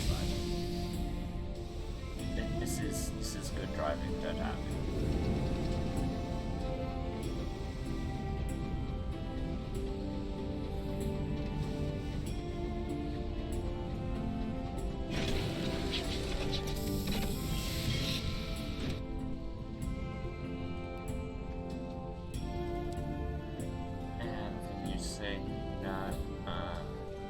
Salon is just where we can sell things, sell information and stuff. Okay. Do we have port reports? I think we have port reports. We had a port report. We need some repairs. Doing donuts in space? I don't know what you're referring to. Nothing like that ever happened. Wellbury wants glass, and they sold glass at the Sun. If I'd known about that,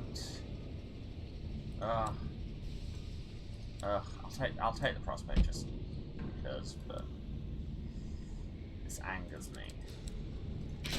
I don't need this crate of crockery or this jumble of souls. I do need fuel.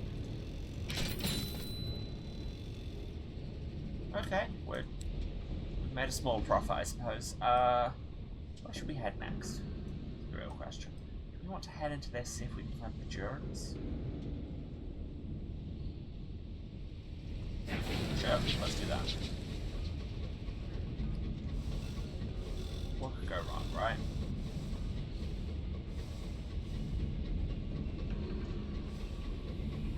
Was there a slash between wrong and right there? Who can say?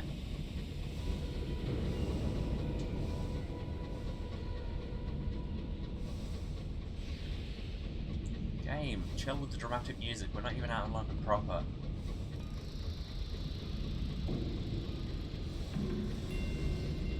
There's Spitalfields. This is war. Yes. And let's head, you know, more that direction than that direction, because we don't need to be running into the enormous sea urchin. Like, even for the giant sea urchins that are in these games, because there are a bunch of them, because flukes are a whole thing. But that was giant for a fluke.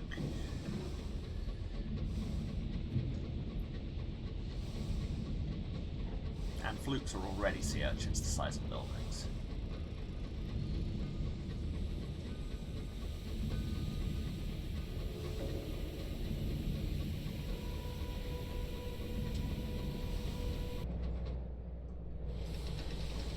It does catch me sometimes when you transition between areas just as the music gets dramatic, and instead of mixing out it just stops. These things amuse me because I am in fact really quite easily amused.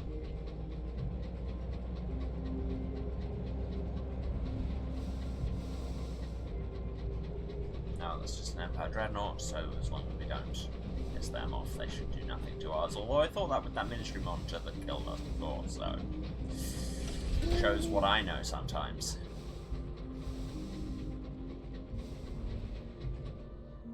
Ow. Why are you finding nothing? Do your work. Speaking of work, this looks like it might be another work world. Here's Blandford Collins, apparently. So, how should I only just see port report Sun's haunted? Because this is very good. I approve.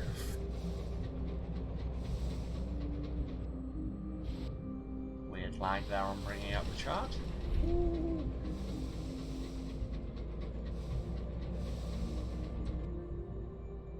Cool, cool. There's a Terra and two something ghastly, that's the phrase they use, which, I mean, I want to explore just to see what they are, but also, like, the terror is very real.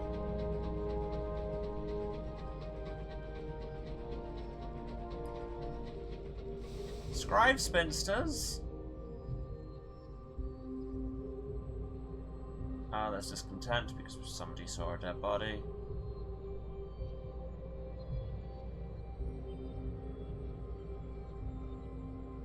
Now we can afford to jettison some supplies. Although, frankly, it's probably a bad move.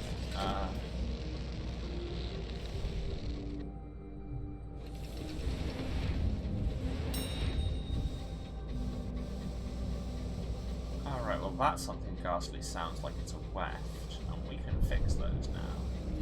I paid for it. Into the weft! As performed by Adina Menzel! Inspect your raveling jack. Its spindly, manifold arms grope wildly, seeking the snarl of the weft. The device needs more time. We must endure the surging tides. Fine, remain in the weft. Gain terror. Time unravels. Attempt to repair the weft.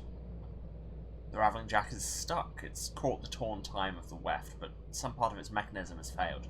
Can you find the problem in time? In time, eh? No. Gain more terror. The instruction manual is atrociously written and disastrously indexed. Yeah, that's instruction manuals. By the time you find the fault, the jack has lost its grip on time. Time shifts around you. No, seriously though, can we repair it? Yay!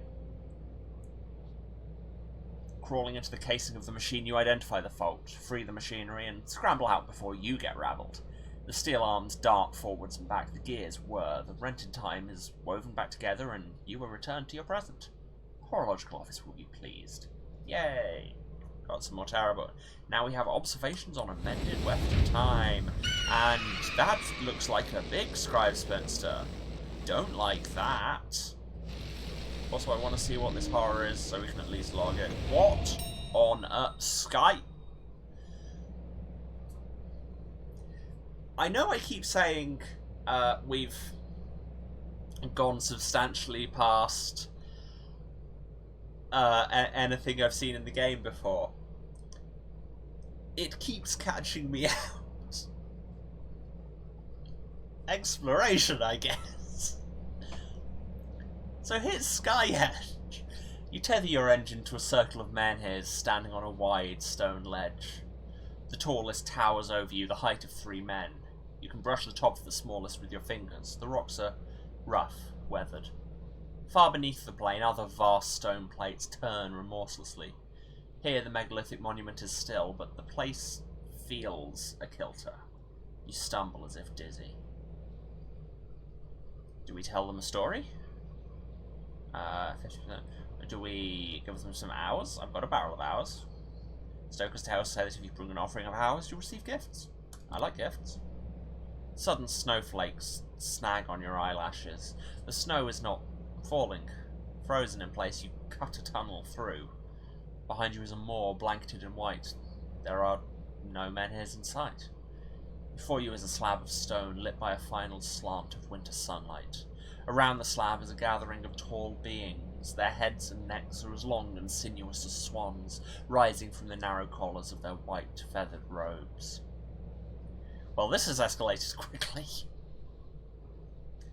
Gift a barrel of hours to the beings that live between seconds. This is what the stories say they desire, after all. And really, going into a stone circle and giving fey beings what they desire has never gone badly for anyone throughout all of recorded history and stories. Never happens. The beings consider you, but say nothing. They wait. Your crew lift the barrel of hours onto the stone slab. A stoker prizes the lid off. As a geode tumbles out, there is a flurry of motion. The translucent beings cluster around the barrel, gathering up the geodes with boneless limbs. They pass them out, cradling each one gently. One being spills a shimmer of bright gemstones, their colour riotous in this white place, into your arms. The others begin to croon softly to the hours. So we swapped a barrel of hours for a cask of Navartine gemstones and a vision of the heavens. Solid. Let's go back. The tunnel you cut through the unfalling snowflakes leads you out. The closer you get to where the stone should be, the more the air thickens until it feels like fording a river. Abruptly, you're on the other side. Fortunately, your engine is here to greet you. A navigator hurries to meet you, obviously concerned. Whatever the date should be, it is not. Cool, that's all you're giving me there. Oh, we can tell them a story as well? It said that the stones are lonely. Well, stories are good. You lean your head against the cold rock and murmur a tale of adventure to a hollow in the stone. It doesn't take long. You pull back from the menhir. The air hangs still. Someone swears. A stranger staggers towards you from between two stones. Their clothes are outdated, the fashion several years old. They head towards you, but you are not the captain they expected. The new arrival is eager to board your locomotive. They'll take any role just to get away. And we don't have any crew space, so sorry, my dude. And we leave. So that's quite something. And oh, there's another giant Grouse Spinster. There's new attacks. There's Daniel's Thwart. Oh god, oh god, oh god. And that's fighting something else? I'm more scared as to what they're scared of. Is it just an Empire ship? What the... Ah! There's a monitor. I don't want to crash into that because it will probably take that as aggression. Endurance. Hello. Is that what this is? Thank you, Tooltip. You have brought hope back to me. Thank you for this delicious food. Where is platform? Those are some dramatic noises that are apparently going to keep happening. No, those aren't squid, those are scribe spinsters, which are like robots made of wood, and the mains are all strips of paper with stories written on them.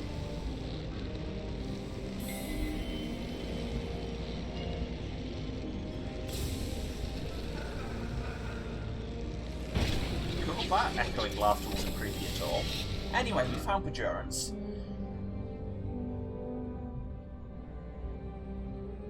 And that was intensely stressful. So before we actually go into Perdurance, I think it's time to take a break. As usual, I will be 5-10 minutes. Need to get water and stretch, and all of you should do the same thing if you can. Hydration is good. Movement is good. I'm not your mum, but listen to me for once. Honestly. Yes, I mean you. Okay, yeah. So, probably about 10 minutes, and I'll run some ads as well. You know how Twitch likes. Okay, see you in a few.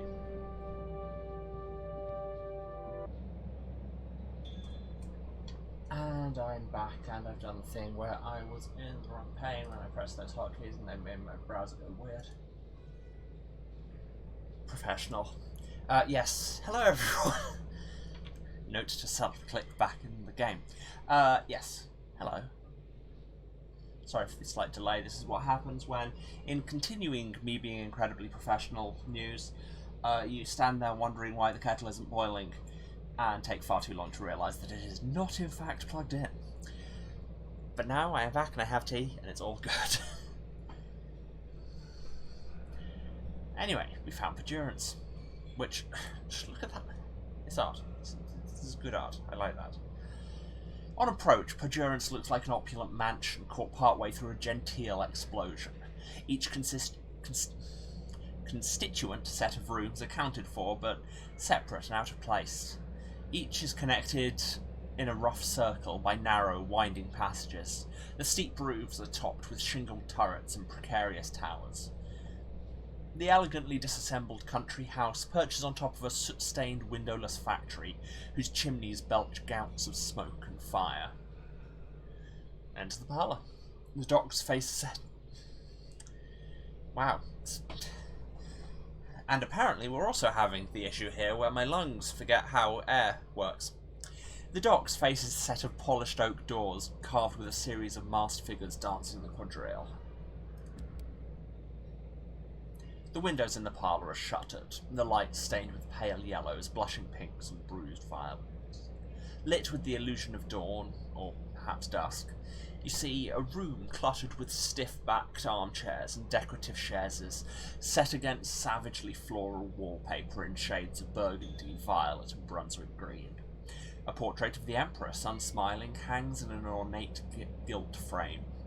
A few visitors mill about, casting speculative glances at the exasperated butler while they pretend to examine the decor. Well, we can write a port report.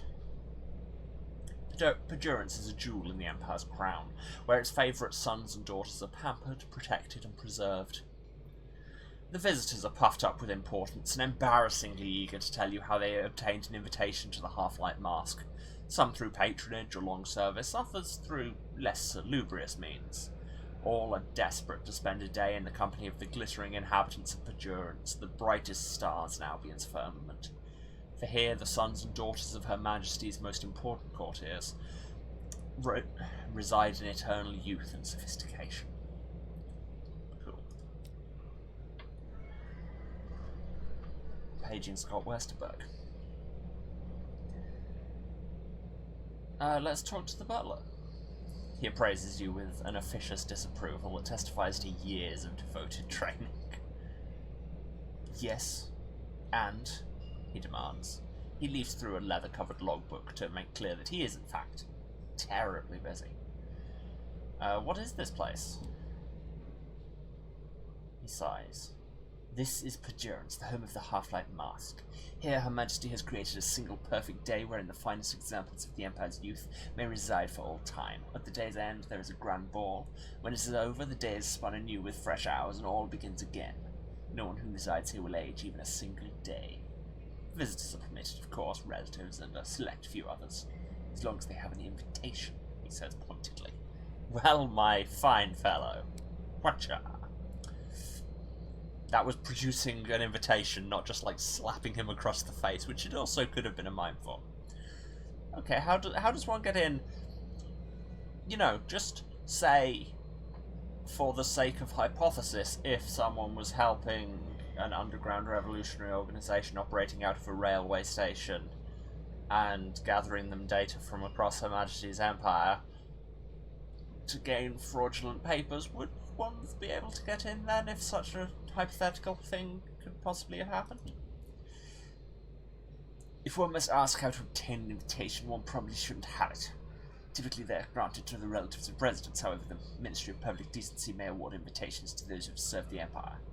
We also receive an unusual number of visitors from the Royal Society. An invitation permits the bearer entry to a single instance of the masque from morning to evening. You thank him, but he clearly wishes to impress upon you the grandeur of the matter. It is a great honour to be invited here, and an even greater one to be rewarded with a residence.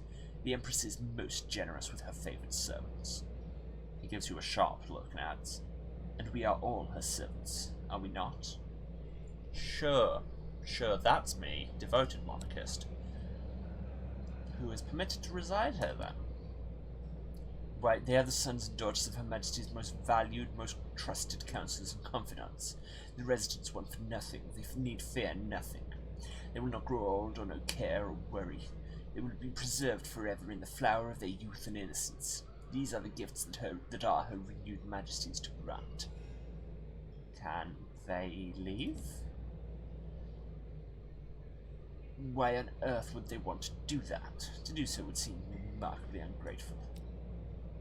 Alright. Bid him goodbye. Goodbye, he says, in the tones of one who has been relieved of a terrible burden. I mean, I get that a lot. Classic Empire move as children as hostages. Yep. Anyway. We should stand for Parliament. We should max out our veils. Who gives me veils? 2. You there. 4 from you, 6 from you. 6 from you. That's your lot. And it's still saying the same thing. Do we need to refresh the page? Apparently the aunt is here. I'll get to that in a second. Okay, yeah, now we're up to 57. The debutantes wouldn't sully their perfect day by voting, of course. But perhaps some of Pedurance's servants and chaperones might be moved by democratic spirit. Or not. The polls are not in your favour. Your opponents appear to have the will of the people behind them. Fortunately, it's a long way from here to Parliament. You suspect that it will not be long before the winner tires of their new position and steps down. A new election will be called after a while. Great. Anyway, apparently our aunt is here. Dear God.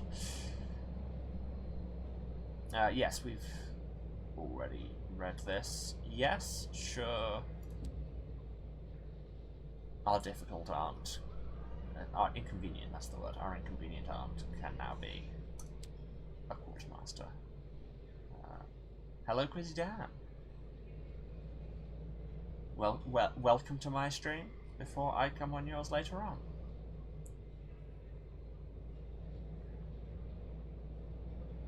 What are our stats like at the minute? What's that make? 49? That's too many. 48 fails, 36 hearts, 37 mirrors. Yeah, we need to up our hearts and mirrors a bit. Well, then we want the princess.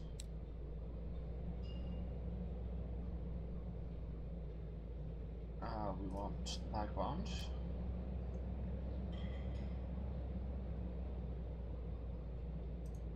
How does that look now? 42, 41, 43, 44. Yeah, that's a lot. You know, I mean, I know balancing your stats all the time maybe isn't an optimal move, but it pleases me, and I can't balance. I should probably check the shops before we go in. The game is lagging. Oh, they sell Immaculate Souls here. Okay, I'm going to buy one of them, just so that we've got it when we want to advance the Devil's storyline later on. They sell ministry-approved literature and nothing else.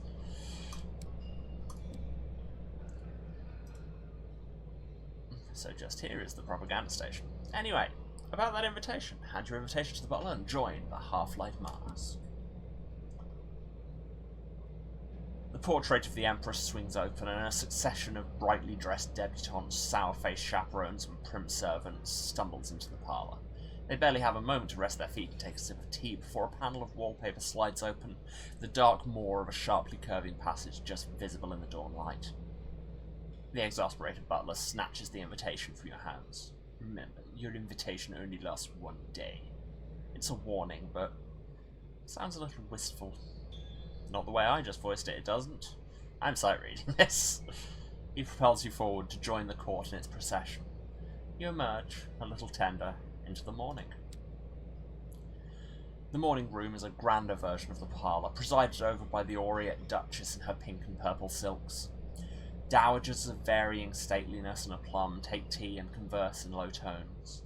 Other debutantes reply to correspondence, writing notes in elegant script and affixing them with sealing wax. Meanwhile, chaperones give orders to the servants and see to Pedurance's household accounts. The light is a flushed yellow, autumnally ripe. So, we have a couple of things to do for our officers.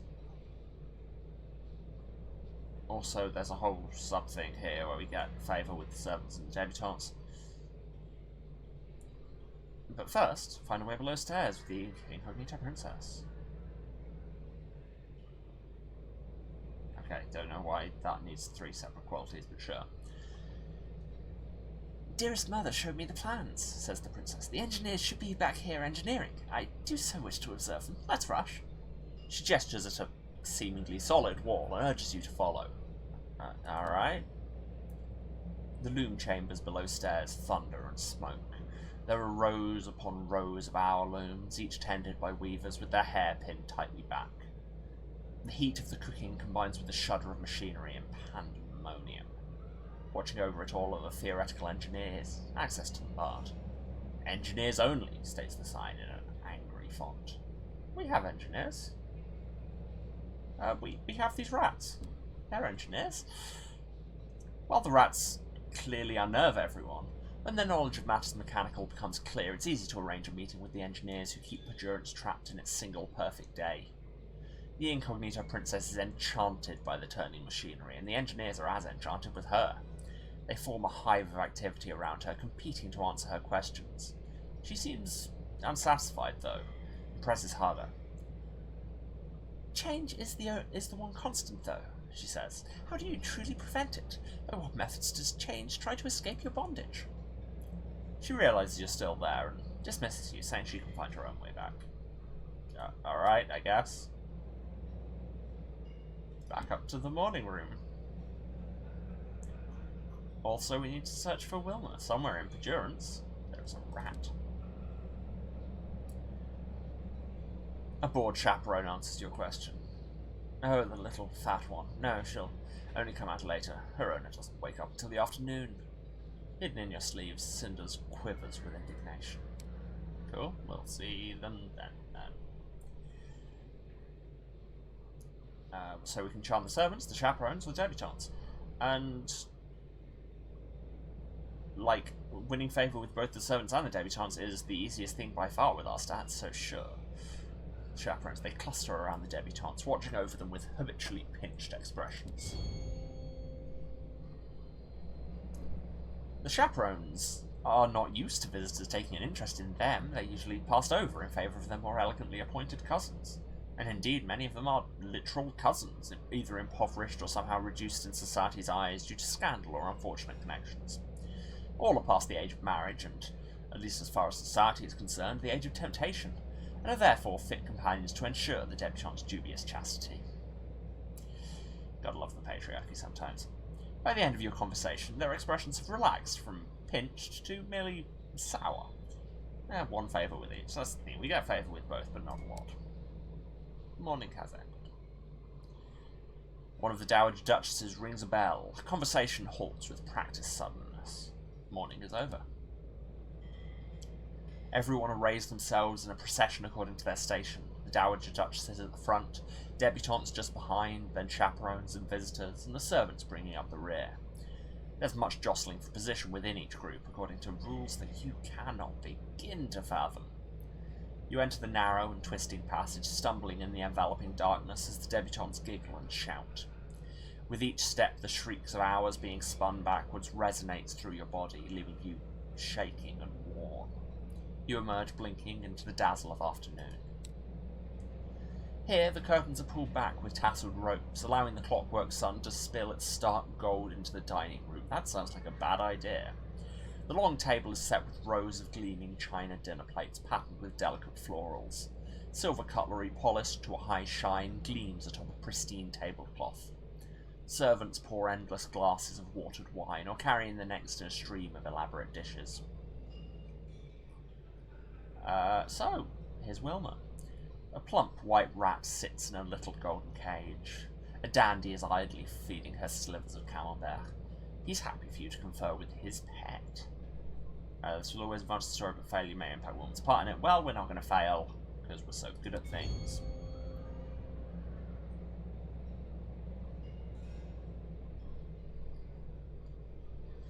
Wilma patters from the dandy's palm to yours. Her whiskers twitch as Albrecht emerges from your sleeve. You're here for my part of the number. Albrecht nods solemnly. Wilma presses close to him. Deine Schnürhaare sind ungepflegt, mein Lieber. My German isn't brilliant, though. She whispers. Your sleeve twitches and Cinders pokes her head out. Wilma jumps. Neither speaks. Albrecht clears his throat. There is still a place for you, Wilma. Wilma's nose twitches. I'd like to hear that from her.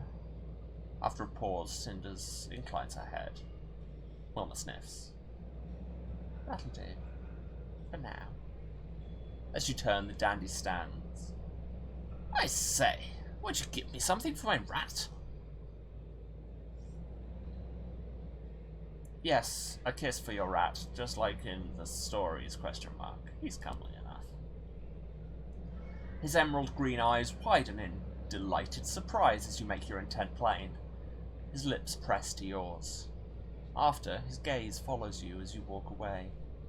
We got Wilma, we got more favour with the debutantes, this is good. ?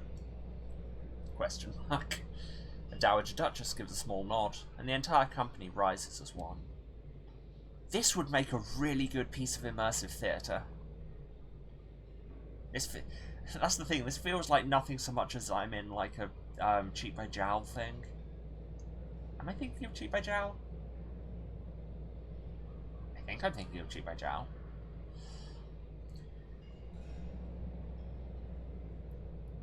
A passage opens behind the china cabinet and the procession forms once more. You take a breath and step into the close, stifling darkness, trying not to fall behind as the passage contorts and coils. With each step, the shrieks of hours being spun backwards resonate through your body, leaving you shaking and worn. You spot a figure masked in a featureless black, their face covered by a smooth oval of polished obsidian. Who are they? It's an enormous relief to spill out into evening at the grand ballroom.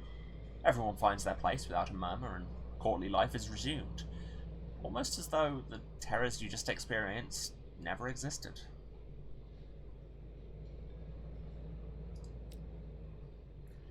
Hanging from the grand ballroom's ceiling is a vast ormolu gasolier, its spidery arms decked with cut crystal drops.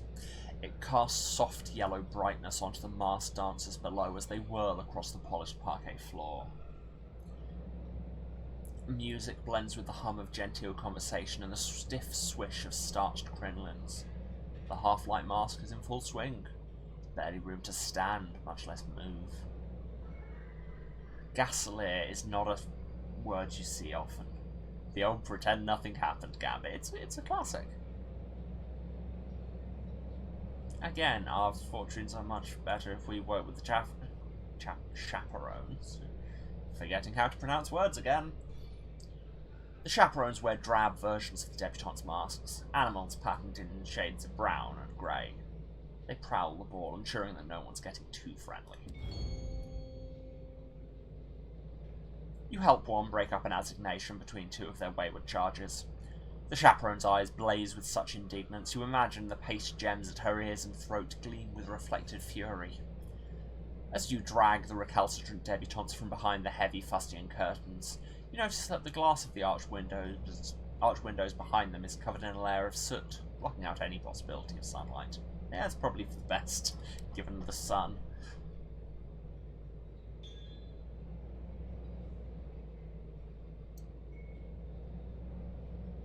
What? So you've got a thing from the chaperones if you're equally accepted by both. Dang it. Dang it. If I'd known this, but then there's the blind playthrough for you. The music stops. Somewhere below, a mechanical rumble can be heard as the hour looms begin spinning Perdurance's one perfect perpetual day all over again.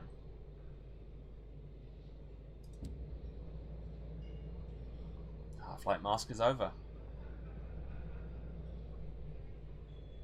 Okay, that seems to be indicating a quest I don't even have yet. One of the blacked-out ballroom windows opens to reveal a passage back to the parlour at dusk. Or perhaps dawn? The keening of the hours as they're spun backwards makes your legs weak and your heart pound. You feel unaccountably wearied. You spot a figure masked in featureless black, their face covered by a smooth oval of polished obsidian. Who are they?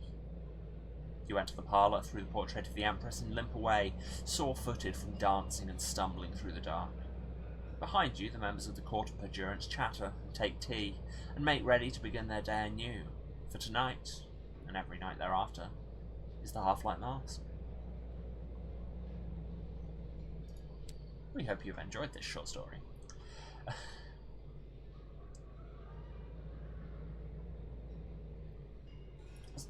Procession emerges from the dark passageway into the dusky, or perhaps dawny, light of the parlour. Somewhere below, Perdurance's hour looms labour to reweave its perfect day. Soon the sleepless debutante will begin its morning anew, but first, someone approaches.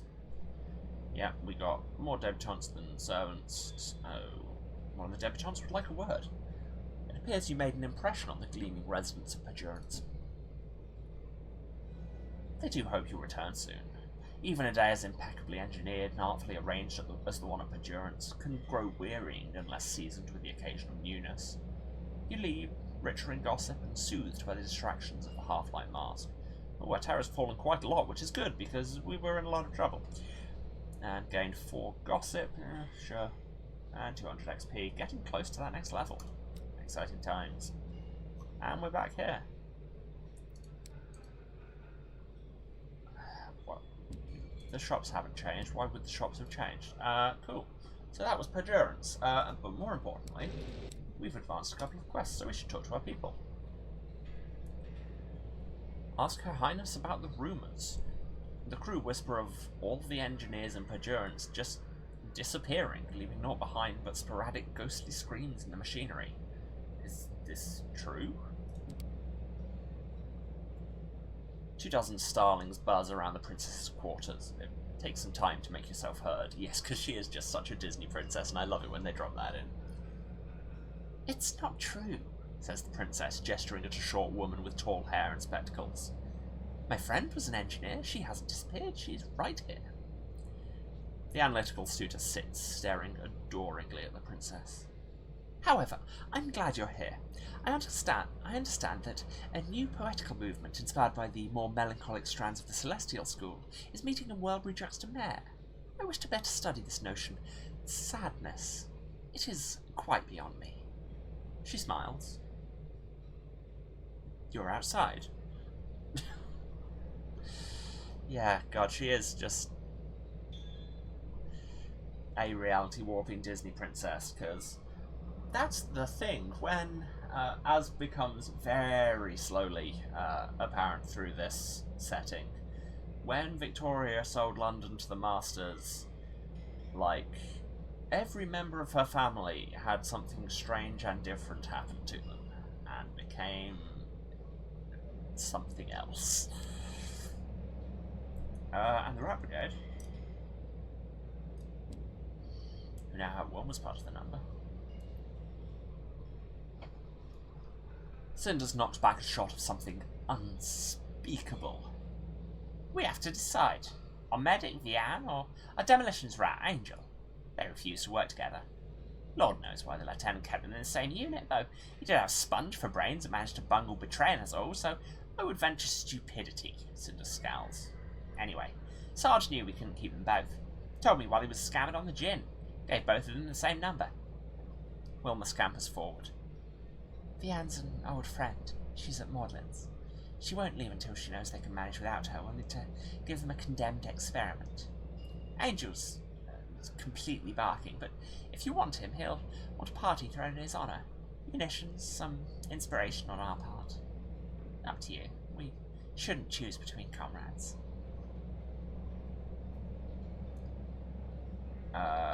Angel at Palmer and Blanty's. Okay, thank you for telling me, because they didn't. You need a condemned experiment for Vian, or munitions and a moment of inspiration for Angel. Do I have a moment of inspiration? That seems like a thing I might have. Yes. And I have munitions, although only 1 crate, and I wanted to save it for Lustrum. Less great. But that's fine. That's fine. That's fine. We can do that. It's sounding like we'll be heading back to the Reach soon. Which is, you know, awful, but awful in a different way to the stuff here, which has also been awful. It's really what you're getting yourself into. But first, let's take the princess to Worldbury.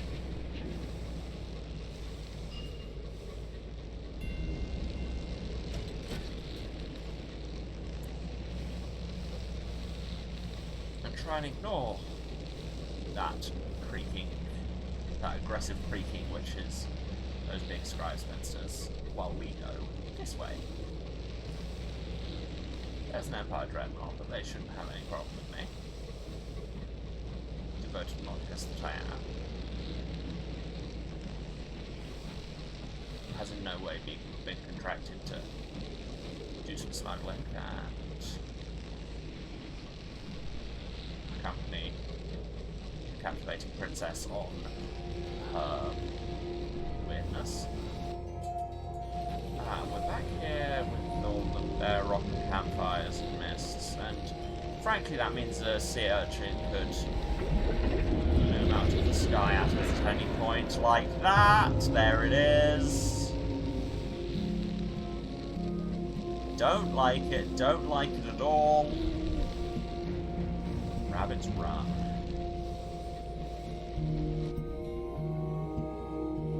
There's something to crave this way. Oh, what? Wow, they're just dropping me into that dialogue from the chart. Let's not make friends with that punk kid. I'm sure they're fine just doing their own thing. I prefer not to get involved, because I've played enough Sunless Sea to know how much flukes can just straight murder you. Just like, oh, I'm fine. Oh no, I've been blasted with the language of heaven and now I'm dead. Look, if you want to invite the island-sized sea urchin with one giant eye who lives in space to a punk show, go for it. Have fun, don't invite me. Anyway, there's the guy we rescued from the sun. Since he boarded your train, the empty silence has started to get on your crew's nerves. What kind of man doesn't even sit to play around with cards when asked? Isn't he bored? All he wants to do is stare out of the windows. Worse, he still hasn't told you where he wants to go. The crew are starting to worry he's a permanent addition. Approach him. He turns to you, chewing his words. Finally, he spits them out. I have a confession. I miss the light of the sun. He avoids your gaze. I miss the pain of its touch. I miss the songs in my head. But I won't go back. I won't give them the satisfaction. So I want you to shatter me. Break me into 1,000 glittering pieces and let me bathe in the sun's light. Okay, the counterpoint. No. Because this is like the first conversation we've had this whole time is him going, hey, euthanize me. Maybe let's explore other options first. Like, the hammer will be there if this is where we decide to go, but the sun is an addiction. Perhaps he can be rehabilitated. There is a place called Carolyn where devils help agonized souls find healing. Perhaps they can help the empty recover from his dependence on the sun. It has to be better than being smashed to splinters. After much persuasion, he finally agrees to give it a try. Carolyn will shatter me sure as the hammer, he says. The difficult part comes after. The repair. Yep, that's therapy. Another thing we will need to go back to the Reach for.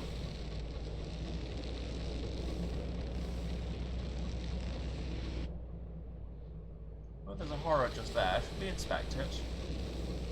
Because really what we need right now is more horrors. We're running low on supplies, but we can refill those with Wellbury, which is just around the corner. It's the assaying, yep. Why am I going looking for the horror? Another thing we need to go back to the Reach for therapy. No, that's exactly what I said where I was going. Because we need to take the half-glass empty to therapy. St. Anthony's Lighthouse. The lighthouse looms out of the mist like a pale candle. Its light burns a searing path, breaking through the wispy susurration of the fog. A single platform clings to the lighthouse, allowing for engines to dock. The upper gantry hangs far above it like a sentinel. A pair of elderly keepers maintain the tower. They permit guests use of their converted fuel house. It's not much of a generosity.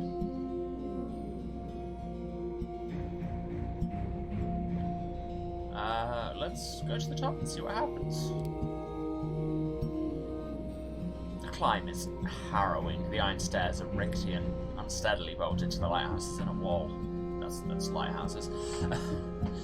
You emerge. At the top of the lighthouse, the mists fall away altogether. You can see the lights of Wellbury, dappled and jolly with festive lights. Engines pass in the distance, intent on some destination far from here. You linger for a time, watching the world go by without you. Oh, I thought I could do both things. Apparently I can't do both things. Okay, cool. Let's get out of this sea of mist to Welbury, which is also kind of in the sea of mists, but it's a slightly jollier part.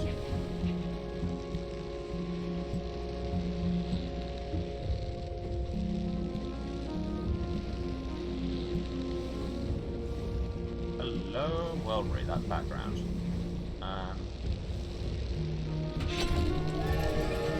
Oh, for a minute I thought it wasn't background and I'd just crashed. No, that was the sound of me leveling. Oh, that was horrible.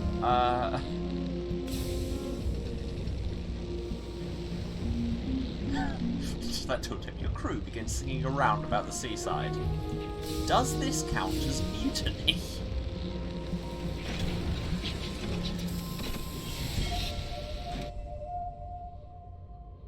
Here we are at Welbury. There's stuff happening, but first, let's level. We can get a new facet. Is there anything we haven't seen before? There's pestilence. So that's fun. That's about it. Anyway, what do we need to level? Ideally, we want iron sub-hearts. So we can be scarred. We can be the black sheep of the family. That's it. Let's be the black sheep.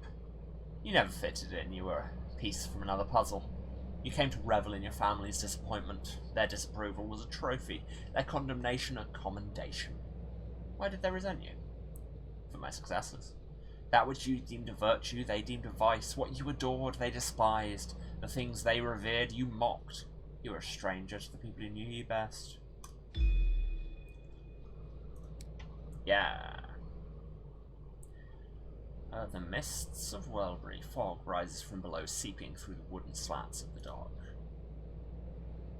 The crowds waiting in the queue begin to sing a watery, ululating tune of no discernible melody. Cool. I mean, we already inhaled a spirit and let it use us to garden for a year, so really, what's a little mist song between friends? It rises from the crowd, spreading slowly.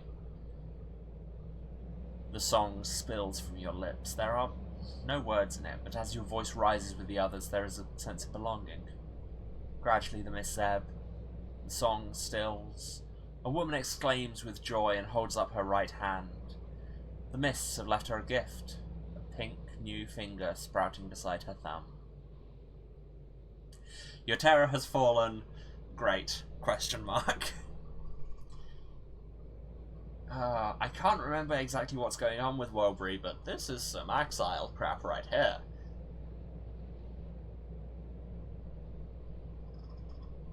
Which would fit with the sea urchins living in the mists. Was there anything? Ah, yes, they want glass. That was a thing. Wait, why didn't I buy glass when I picked up a prospect? I'm an idiot. Cool, cool, good to know.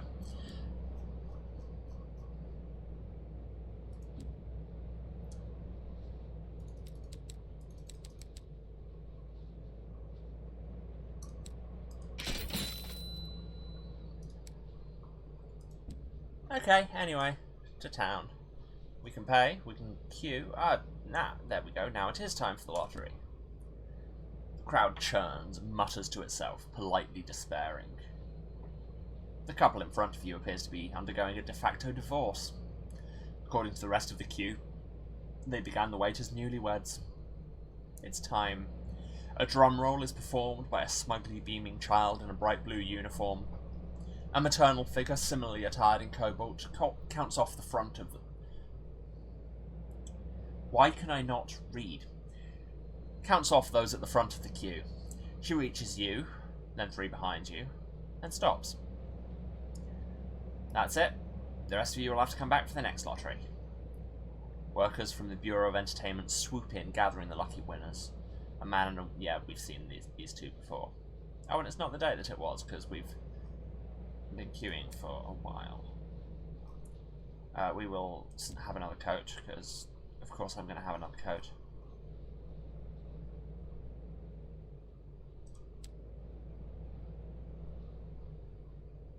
Have a port report. The Cape Maudlin Poets for the Incognito Princess. A series of somberly clad people with scarves and aggressive rhyme schemes. Sorry, that's a great description. Gather around a public house.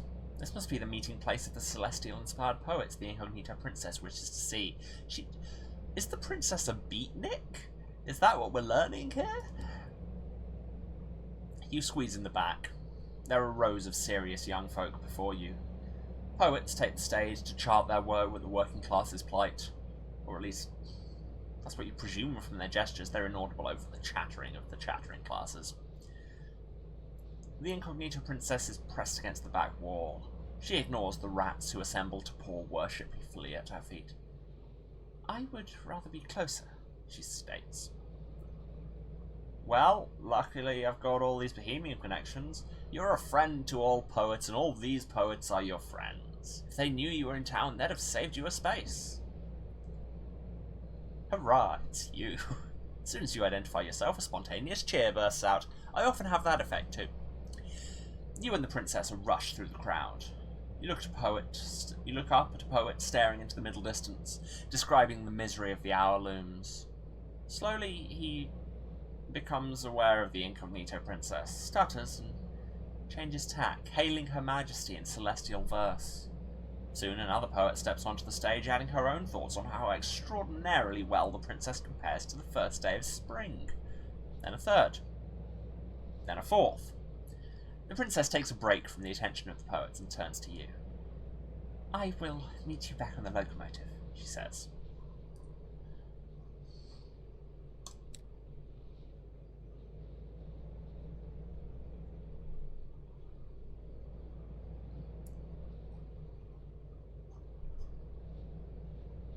Okay, but we can wait for just one more. You're not going home yet. Let's see what the princess is up to.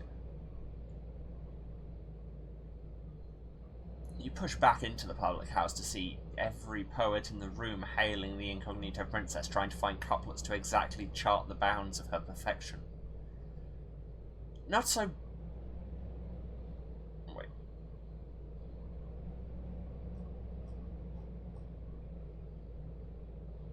Oh, okay, sorry, I misinterpreted that when she said, I will meet you back on the locomotive. That's her sending us back to the locomotive.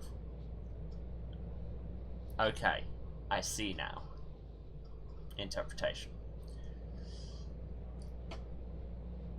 Not so blue now, my sad rhymers, she says, waving encouragingly at the poets. You can find the words. If not English, perhaps words more celestial.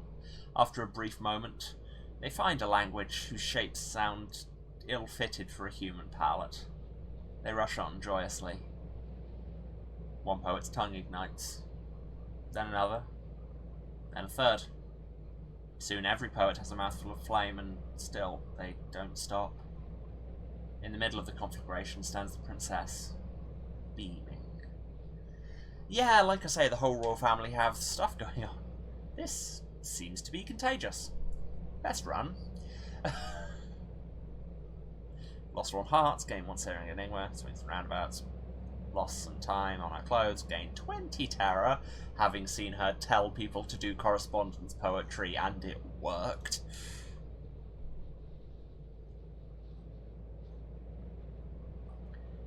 Okay. As you spot what is not right, you begin to see what is actually there. Maybe there's more at the beach now? Walk down the beach. Flying fish. How fortuitous. No, wait. These are something else. Flesh moulded into the shape of fish, with keratin scales, the gills of the human hair. The bodies flop onto the shore, twitching for a moment before they go still. Your terror has fallen. This place is not good for your brain. Oh, this is exciting.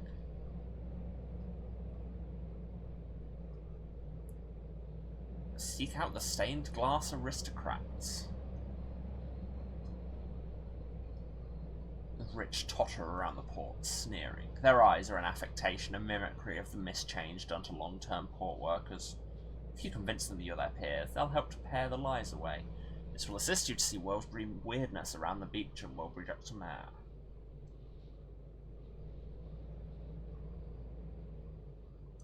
Hello, yes? How do you do, fellow aristocrats? A giggling creche of aristocrats stand waiting by the water, their stained glass eyes incandescent. Sea glass, they say when you ask, hand gathered in the mists, and inserted by specialists. Your gossip makes them shriek with laughter. When they finish relishing in others' misfortune, they take you by the eyes and legs. One, with more delicacy than you'd expect, peels your eyelids apart. Someone gently whispers, "This will only hurt a little." It's a lie. God, this game does just go so hard into body horror sometimes, and... yeah.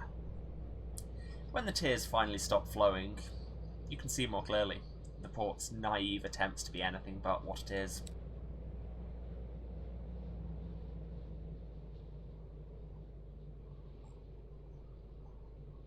And wonder what makes this jaunt so disconcerting. What, apart from the flesh-crafted fish? A smell billows from the undulating fog, something familiar, something terrifying. A potentially rewarding opportunity? I like those, potentially. It's hard to miss the phenomenon now that you've spent so much time on the beach. Scintilla of ultramarine light tangle like strands of long hair, or the tendrils of something massive. They're beckoning you. Something is beckoning you. This is perfectly normal. This is precisely how beaches are. We got a cage catch! And some stories.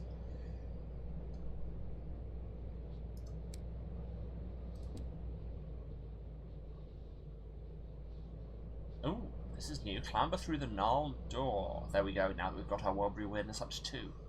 The door slides like a thief into the periphery of your vision. Too short to enter unless you crawl. You pry the door open. Inside is the throat of a short tunnel, connective tissue really, leading out into a star-swallowed twilight. A canal slicked with juices that cannot be so much seen as felt. Your journey begins here. You press down. It sticks to you, vernix and the warm reek of intestinal meat, gelatinous and insistent that you remain where you are. Perhaps it's the Sisyphean nature of the travel, perhaps it's carelessness. Whatever it is, the voice of the man ahead of you, salt dry and salt cold, comes as a surprise. "You're late for the sermon too," he hisses. "We mustn't be late for the sermon." His hand grasps yours, tugs you through a translucent membrane, across the path, through church doors. You don't have time to observe the port. The air seizes you cold as a corpse's kiss, and something about it is wrong. The bedraggled parson stands before his people, palms raised. "Today we stand before they who must grieve to give praise to their sacrifice. Without them there would be no joy, no agony against which we might juxtapose the sweetness of our existence. Do not ever forget this.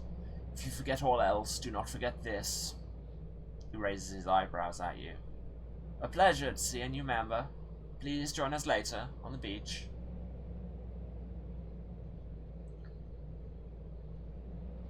So do we listen to the sermon, talk to the coach on our right, talk to the coach on our left?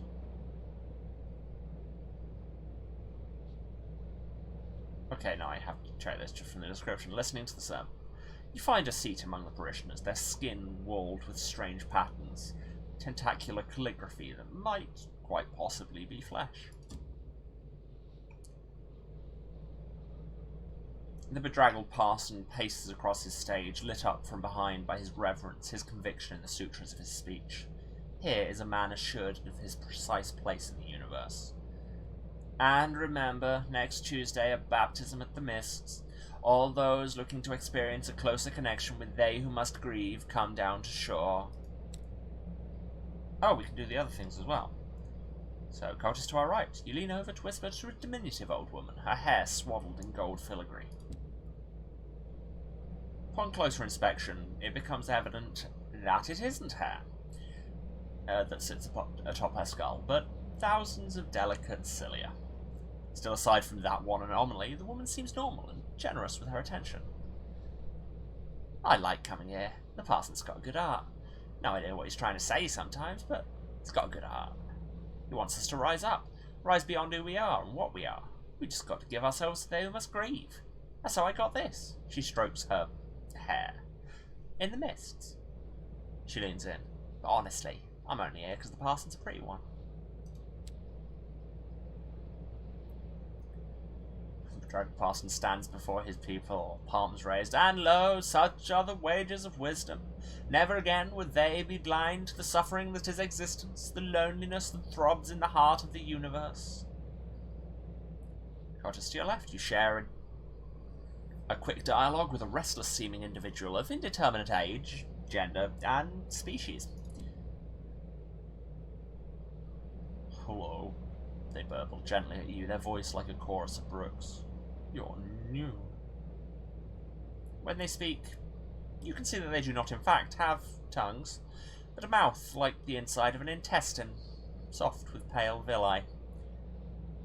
Perhaps that's why they sound the way they do. The Bureau does not like me in Warbury-Juxtamer.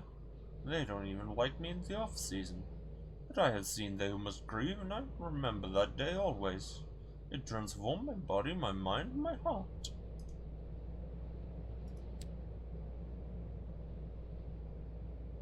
The bedraggled parson stands before his people, palms raised. He clears his throat, but before the parturition of the first syllable, officials from the Bureau of Entertainment swarm into the chapel, howling like blood-drunk wolves. There's little resistance from the congregation, merely an affected resignation. The officers from the Bureau of Entertainment are civil as they evict the crowd. Once they've surmised that you do not belong, the officers leave you largely alone, occupying themselves instead with the task of extricating the parishioners. The bedraggled parson's disciples cooperate with only minimal contempt, moving where they're told, answering questions where they're asked. All in all, a courteous disruption. Come on then, let's go, let's go. The Richter smiles of the officers are identical in their splendour, as is the exquisiteness of their uniforms, the oiled shine of their dark hair.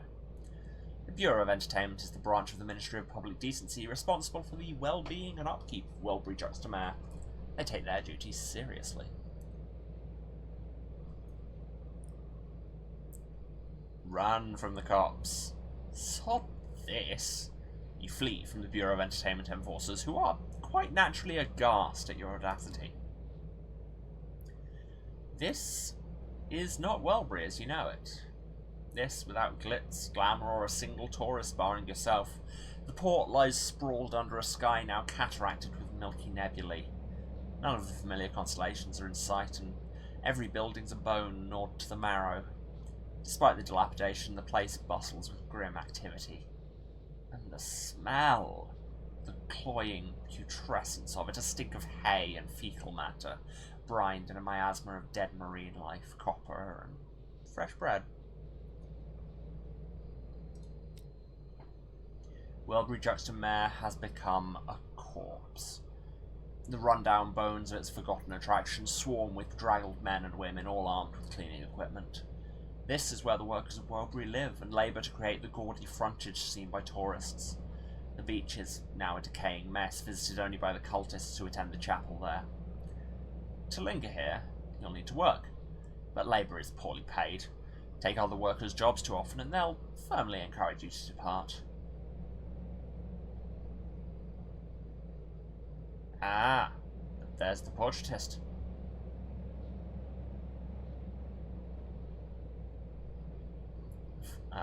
Wait, that's him! The artist behind the portraits of a devil. When you tried to follow him before, he must have slipped into the off-season. Perhaps this is where he's been keeping his muse. Yes, and I love how this is just... We've got all the horror stuff, but also this is just an examination of the phenomena of tourist towns. Because they are always a completely different place in the off-season. And really in the on-season, if you look past the obvious.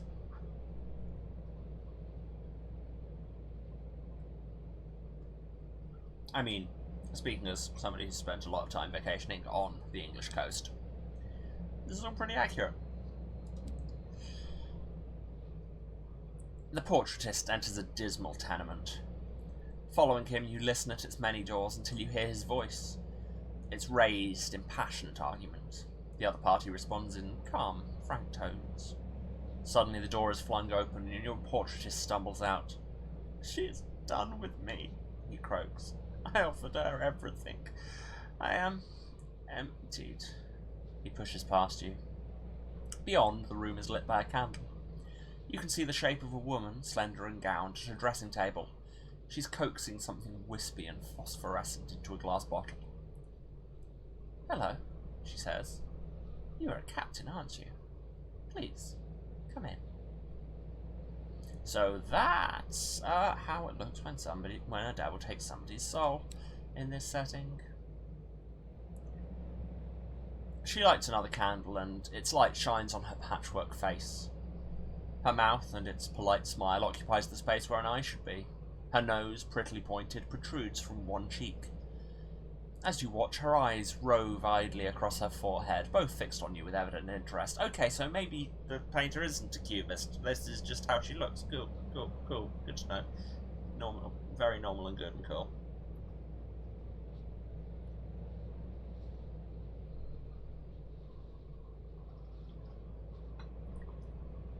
"I have work for you if you will take it, Captain."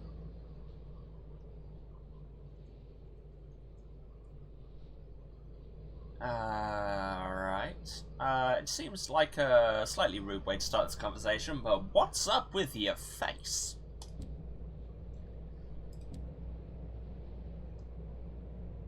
"How direct. You must be rewarded." She steps closer to afford you a good look, and her jumbled face is only inches from yours. Her eyes circle one another coyly. Her mouth moves on her right cheek.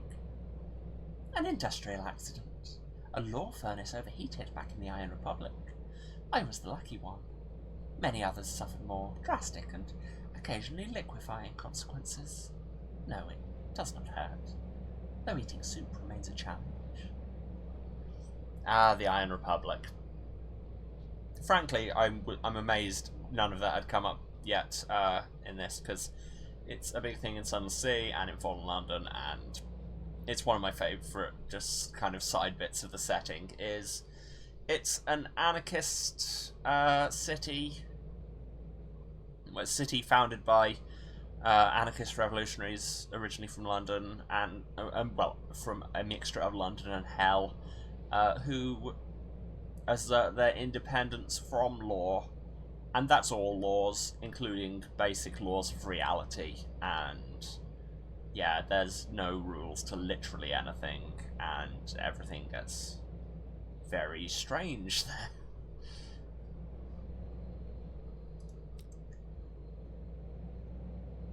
Inquire about her relationship with other devils. She arches an eyebrow.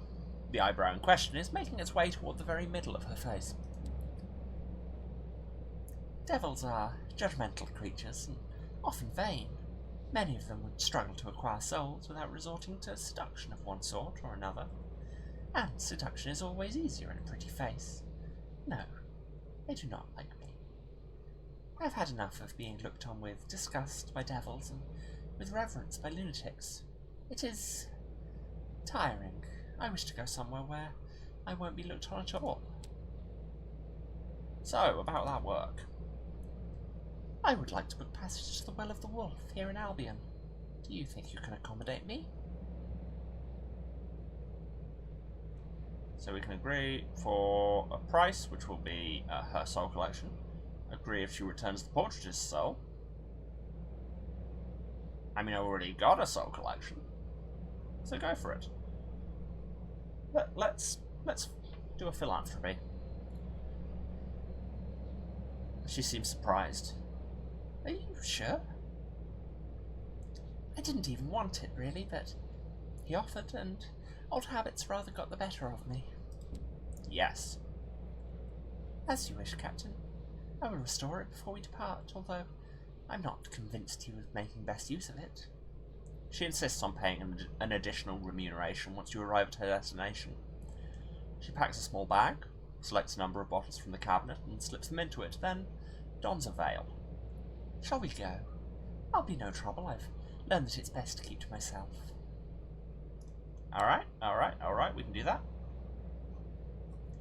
But let's go for a walk along the beach. You can scarcely see the beach in the off-season, so dense are the mists. Beneath your feet, something crunches and cracks.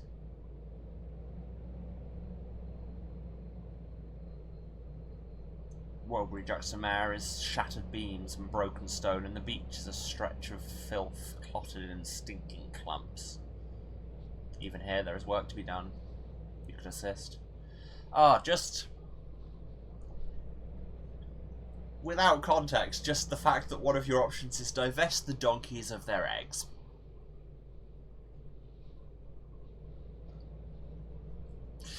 Just get some donkey eggs. Anyway, we were invited to go see this cult. Their chapel lies on the beach at the edge of the mist. It is wefted tendons and yellowing bone, the pews muscle cured in salt. Well, that's a sentence that exists. Yep. It's amazing how spacious this place is, given the exterior. From the outside, it looks like just another corpse washed onto the shore. Let's touch the parson. Finally, a gash in the crowd. Wow, that's a word choice and a half in that, just because we are doing everything as flesh, and I have no room to talk. I've uttered so many cursed sentences. I mean, right there with you. Today. I mean, right there with you. You go up to speak with the parson. His voice is water. Warm, hypnotic. They were kind to you, the bedraggled parson says, abruptly and without vitriol, only a pale wonder, eyes fever-warm under the wilds of his hair. It's all he extends. Nice face, thanks, it has pockets.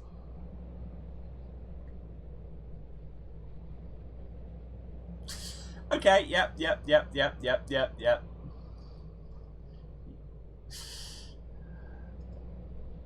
Yep, that's a thought I've had. Although I'd say that's a thought I've had. Like is there ever a day I don't go without thinking about some wildly cursed Samisha crap?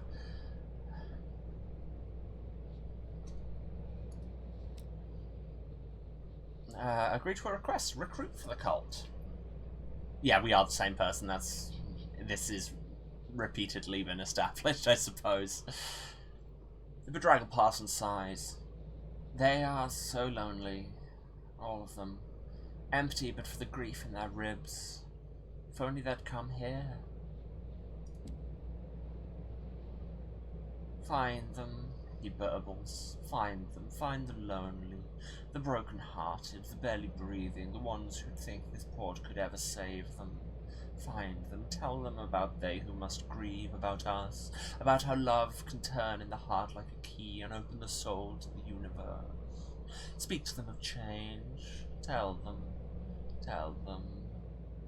The words seep from the bedraggled parsons, tie themselves into gibberish, nonsense sounds like a spill of cold water on glass. For minutes he is inchoate, then... Do you need clothes?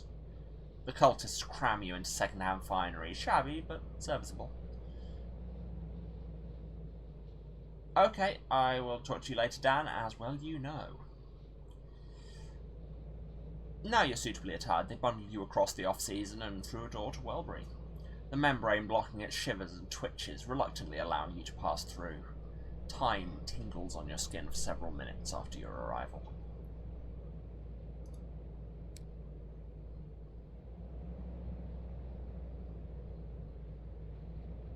Gather new members for the cult. We can do it with Visions of Heavens, with Sky Stories and Gossip. Or we can go to the office of the Bureau of Entertainments. Here you will be able to betray the cult and forge a different alliance. Just entering the office is not a betrayal, however. Ah, there is so much here now. Do I want to betray this cult? No, of course I don't, because AB, exactly. Because the Bureau of Entertainments are cops, and if a cult wants to go and practice the Shapeling arts, who am I to stop them? It's, like I say, me, Samisha crap like that. Grief weighs from their lashes. These poor souls will be persuaded if only you can make them listen. You need to start with enthralling tales, then drop to the personal. A man, a woman, teenagers lanky as hounds, a couple too old for the weight of their years. They listen to the sutras and scriptures of transformation you repeat, their entire bodies poured into the act. Something in the words sings to them. And one by one, they say yes, yes, and yes again, discreet in their reverence. You give them directions to the cult's headquarters and pats on the shoulders. They receive your attention with the gratitude of children.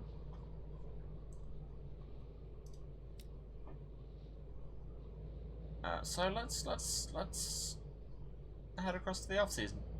It bleeds from your teeth, the story that grants you passage. Guilt-rinded and sour. There's so many just combinations of words that just evoke such weird imagery, and I love it. You tell a passerby a story they'd not expected, something raw, profoundly and audaciously private. They gasp, and the air jumps, irises into a door like a wicked tunnel strung with fairy lights. You dash through, and the airfield's membrane stinks of burning wire. It's a wall of mucus 2 feet thick, and it calls to your eyes in oil-slick rainbows. Again, there's some concepts. This is my speed.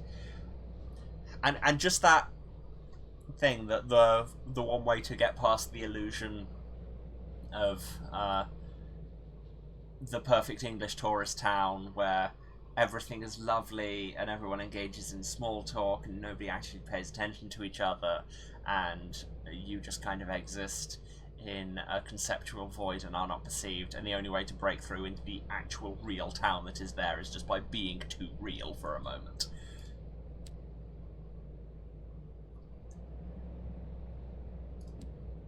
To the beach. To the cult.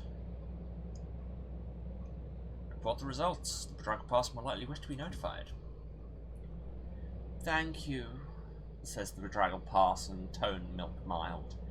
He gestures, an inflection of the hand that draws the eye to a swathe of new faces, each tendril-haired, paraffin-pale, and without expression. Then one laughs jerkily, fingers picking at their chewed-down hems, and it becomes clear who they are.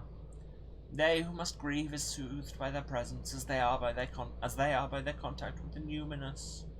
A susurrant echo, the parish is repeating his every word. Not enough, not enough, the bedraggled parson warbles. They need more, we need more. He unrolls sheets of vellum, their surfaces vernix, slick and intaglioed with elegant, if mildly tentacular, handwriting. My poor, poor children, they are unhappy, they listen, but they do not understand. They cannot understand, they are deafened by their own grief, broken, bent to the noise of their own hearts. I cannot reach them. The bedraggled parson shakes his head as he offers you the stack of paper. Take these to the avid horizon. Find the displeased. They might assist my flock. Find these guides, these psychopomps of petty suffering. Give them these and ask them to come here. Okay. Now let's get some donkey eggs. Oh no, we failed. The donkeys, due to an error in their genetics, will lay eggs without cessation. Unfortunately, they will not detach from the donkeys' underbellies.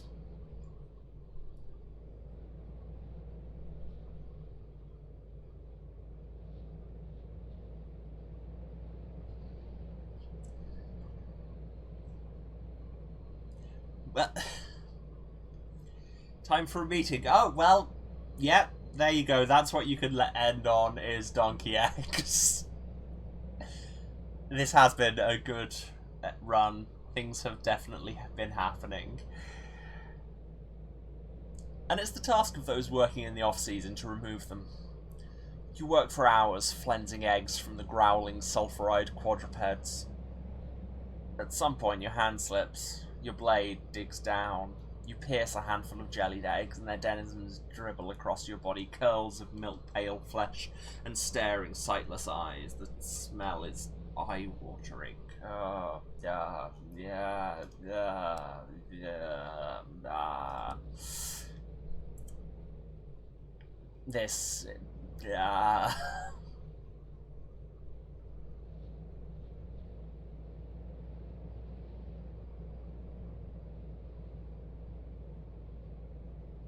Yes, our working in the off-season is going down, and we need to work on that. Hate all of that is right. Let's feed the kitchens. How else do you expect to satisfy customers? Oh my god, we're not good at we're not good at this. Nobody should have given us a manual job. We are in management. In one end, out the other. For a few hours, you shovel muck into blindly groping ducts. One eats part of your sleeve before you can beat it away with a ladle.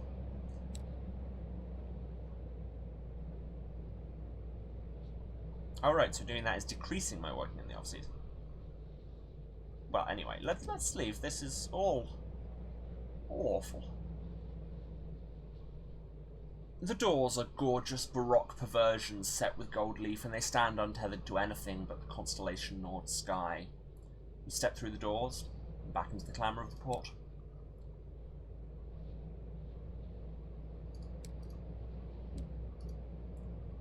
Yes, they want glass, that was the thing. Let's just... Oh, we don't have space. What can we jettison that we don't need? A fuel. Okay, now, I should probably finish here. But what I want to do is go to the Well of the Wolf, because I've got a thing that wants us to go there, and I want to get it properly tagged on our map, because, like, right now I know that it's that thing. I will not remember this if we come to another stream. And mostly, let's leave Wellbury. That's the most important part of this plan, is leaving Wellbury immediately.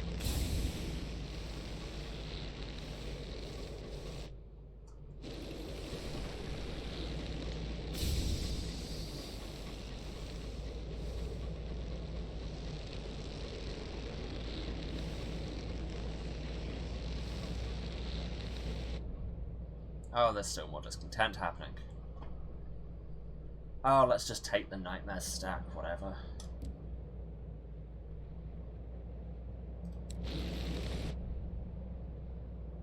You are leaving stains, what? You notice it first on your bed.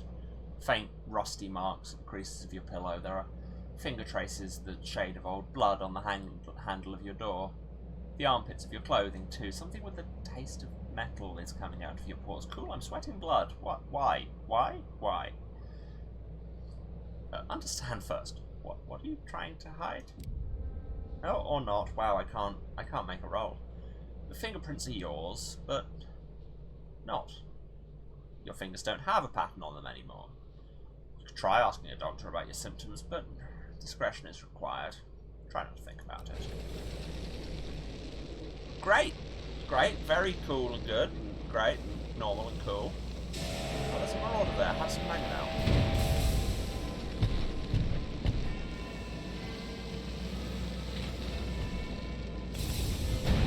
I want your mangonel, dang it.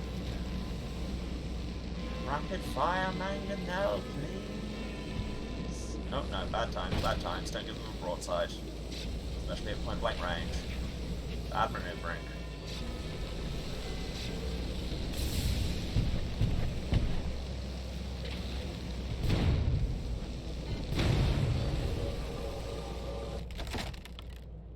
Nope.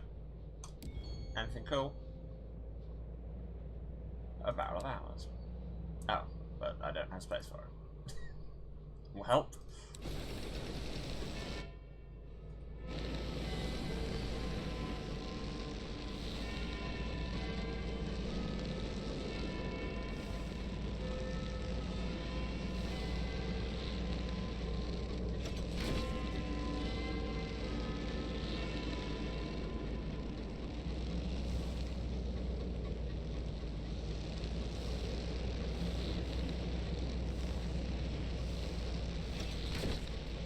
There's nothing here, but very persistent yet distant, surprisingly wet creaking. That's exciting.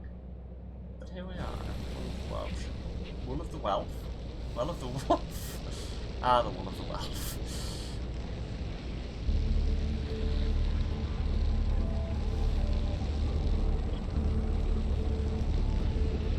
Don't know what that is. Don't love it.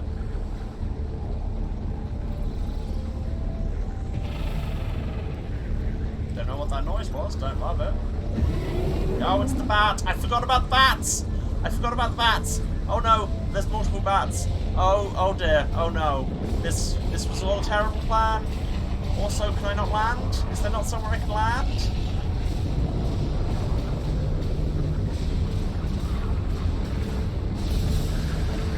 Tell me where to land.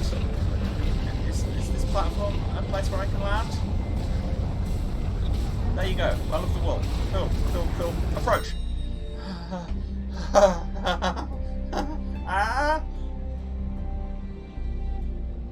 A hole in the sky. Torrents of celestial mist pour into it. Shelves of black ice poke from its throat. One of the shelves extends over the well mouth in a narrow spur. At its end stands a pitted cast iron bandstand. The whirlwind bays like a dog refusing to leave its master's grave. Your driver wrestles the rising winds. Made a row for once. Your engine bucks like a dying pig. Its hull groans. Gritty black particulate clatters at the windows. With a last lurch, your locomotive crunches onto the grimy ice. Your driver exhales. A good landing. Not a gentle one. When you emerge from your engine, the wind's pushing you like a schoolyard bully. The cold bites. Beyond the lip of black permafrost, the well-mouth gapes wide enough to swallow worlds. Away from the edge, a cluster of hexagonal cave mouths perforate an icy cliff face. The yellow eyes of devils gleam inside them. Was it the devil? As she leaves your locomotive, the wind picks up. Her eyes retreat to opposing sides of her face to avoid the stinging particulate. Well, it's not what I'd call a drastic improvement, but... She breaks off. The devils have emerged from their caves and are crossing the ice towards you.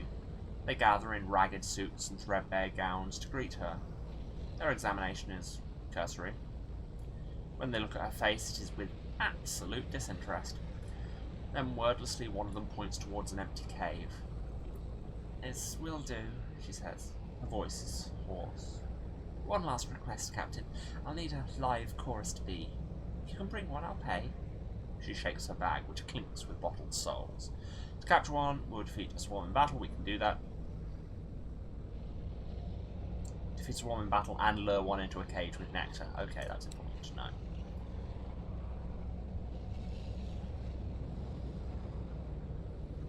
Oh, there's a lot of stuff here. Speak to the congregation of devils.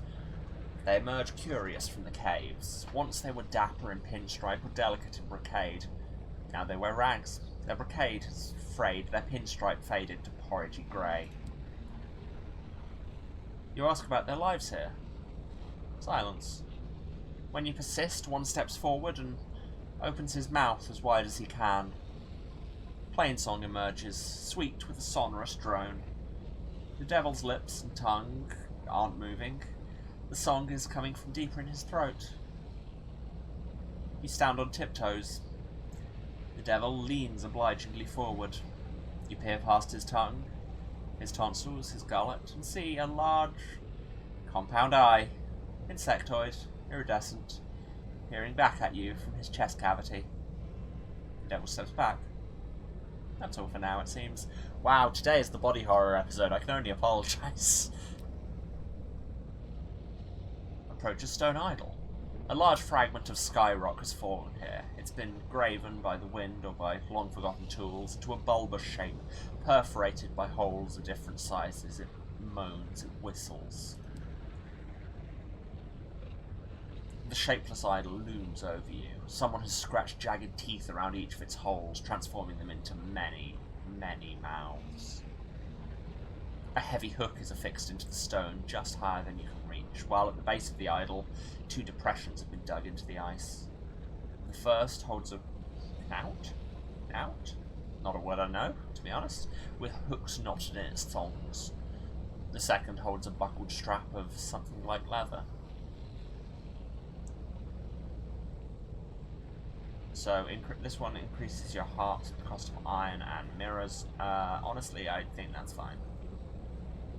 And it sounds like it's going to be awful, so... See, the other one, I just had to join a church and confess some things. Approach the bandstand. A spur of ice juts precipitously over the well. At the end of it sits a bandstand, worn by the wind. There, the devils sing their hymns. The journey to the bandstand is bleak and exposed. The well waits on either side. If you look down, you imagine movement in its collisionless depths. A temptation wells in you to fling yourself from the ice and into the abysm. You avert your eyes swiftly. The thing in the well begins to howl, and the winds scurry in search of kinder spaces. It's a hollow, keening sound, the distress of something that can't believe it still has more to lose. The ice groans miserably. Let's watch a well song. The devils struggle out in their wasted finery, out into the teeth of the wind. In a trudging line, they make their way to the bandstand. The devils mount the bandstand and begin to sing. Their lips are motionless, their mouths hanging slackly open, buzzing plaints on pause from their throats. The notes are scattered across the scale, creating only a tenuous harmony. Slowly they begin to shuffle in what might be a dance. Its movements are performed only with the feet. Are they drawing an alphabet? Hieroglyphs? The well's wail drowns them out, but they persist. After some time, the well begins to waver. The wind slackens. Slowly, over the course of another hour, the well returns to quiescence. The devils, wearied, go back to their caves. Got a vision of the heavens, and the devils are using a dance alphabet. Perhaps you could learn it? That seems like no possible thing could go wrong here. Oh, but we've got searing enigmas. We can decipher some of it. Fortunately, you had the presence of mind to take sketches of the steps the devils performed during their last service. Serpentine Semiotics is my next album. Returning to your engine, you spread the sketches across your bunk and instruct your crew that you are not to be disturbed. You've learned a great deal in your travels. You're sure the patterns of the Devil's Dance are a crude form of the correspondence. The hymn itself, you think, is only inflection. By morning, you've assembled enough of a foundation to decipher the Devil's next service. Yeah. We're badass. But we'll have to wait for another service there. There is something inside the well. Whatever it is, the devils would like it gone. Please. The devils trail you to the lip of the well, their faces weighted with expectation. Something is yowling plaintively from the abyss, something mortal and odiously off-key. You go on your stomach and lean over the edge, a hand thrust into the void. For moments, there's nothing. Nothing but the noise, nothing but the cold, and the sense you've profaned something sacred. Then your fingers brush against fur. With considerable effort, you extract a round-bellied, snaggle-toothed, long-clawed lump of a cat. The devils are relieved at your success and insist you to part with the aggrieved feline as soon as possible. Your useless cat quality is now 1. Great. You have seen, heard, and perhaps done enough. It is time to go. Yes, it is.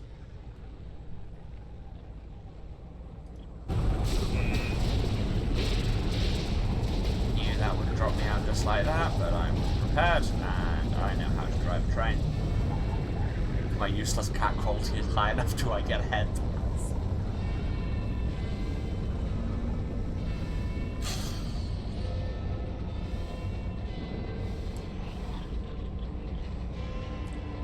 I have many follow-ups to that line. I try and keep this stream relatively appropriate, so I'm not saying any of them.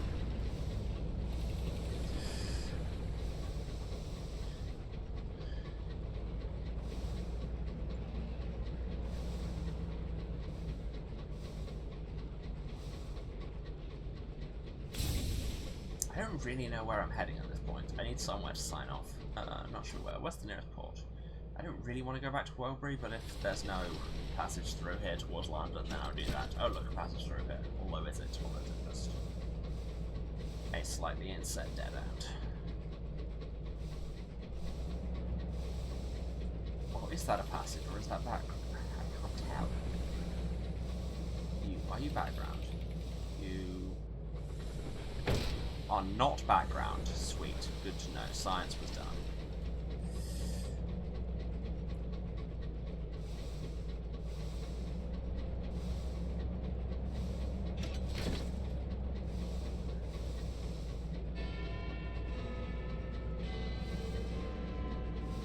Not saying I'm gonna screen cap the your useless cat quality is now 1 thing as a reaction image. But I'm not saying that.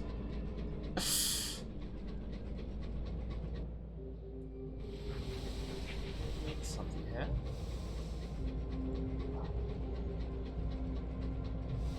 And I need assay for it.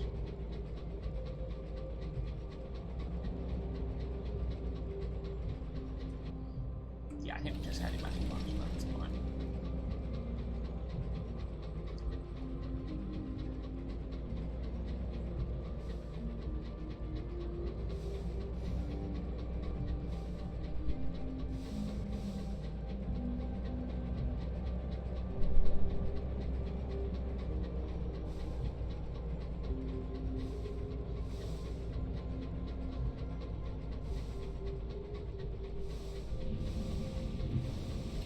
That looks like a bridge. I can get through this. No, cool, couldn't get through that either.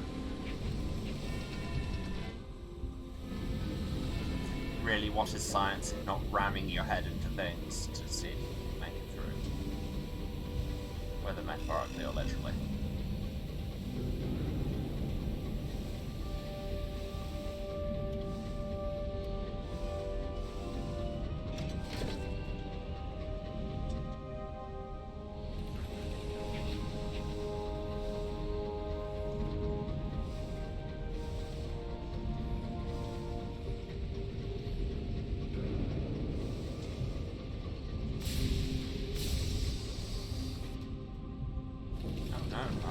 Too early again. Now come up from the other side into the station. It's all good.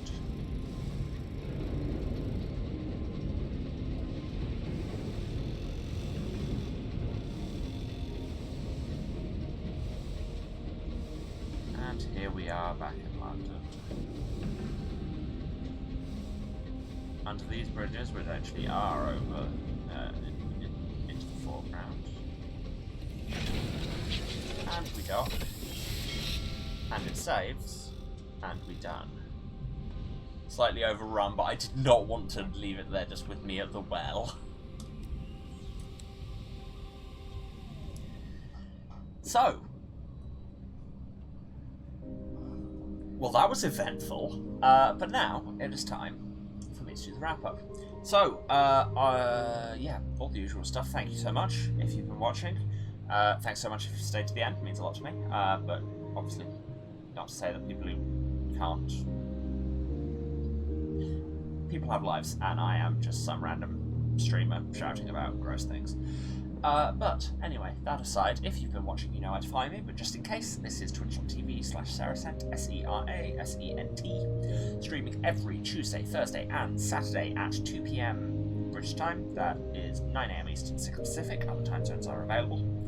I will be carrying on with Sunless Skies until I die or it grosses me out too much to continue, which is, the former is more likely than the latter.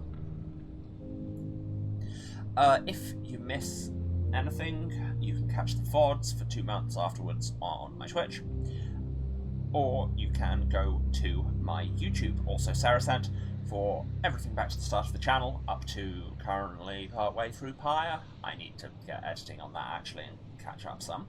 It's all good though. Yes, we have, words. Subscribe to the YouTube for notifications on when I put more videos up, because it is not on a consistent schedule, because I am not a consistent person. let's be real, both as not a person who is consistent or consistent at being a person. And you can follow the Twitch for notifications of when I go live. If you think me running into gross things and driving into walls is somehow worth your money, you can of course sub or cheer on the Twitch, but you very much don't need to. Just turn up and hang, and it's all chill vibes here, and I just like having you around.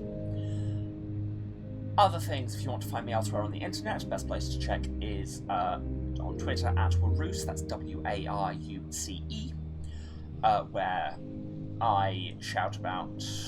I have all my stream notifications, any updates to the stream, and just generally shouting about the internet, and at the minute, Eurovision mostly. Speaking of which, if you want to see me in other projects, special announcement, tonight, the 18th of May, I am going to be on twitch.tv/QuizzyDan, that's Q-U-I-Z-Z-Y-D-A-N, those of you in the chat may have noticed him during the stream, where I am going to be on Dan Peake's live reaction and judging panel for the first Eurovision semi-final. I am a massive Eurovision nerd, and this is very exciting. So catch me there, where I will be shouting about Ukrainian technofolk mostly, because that is the best song. That's at 7:45 British time, which is in about 2.5 hours. Yeah. I'm excited. You all should be excited too. It's going to be a good time. Also, in other projects, you can catch me on Saturday nights at 6:30 Eastern. That is 11:30 British time, because my sleep schedule. No. Where I will be. Where I'm. Yeah. Words. At twitch.tv/TheBards Playhouse. That's TheBardsPlayhouse. Remember how to spell. Where I am in an ongoing Vampire the Masquerade 5th edition for London Chronicle. It's very good, and last time the Dice Gods had opinions, and things happened because of them. But apart from that, we are all good, so... yeah.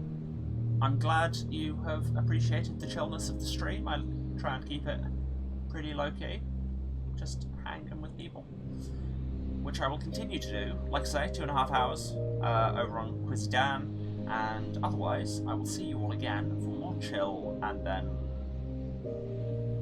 extremely stressful, and then chill again. Sunless Skies on Thursday, 2 PM British, and I will stop wrapping up now and say goodbye. Love you all. Goodbye.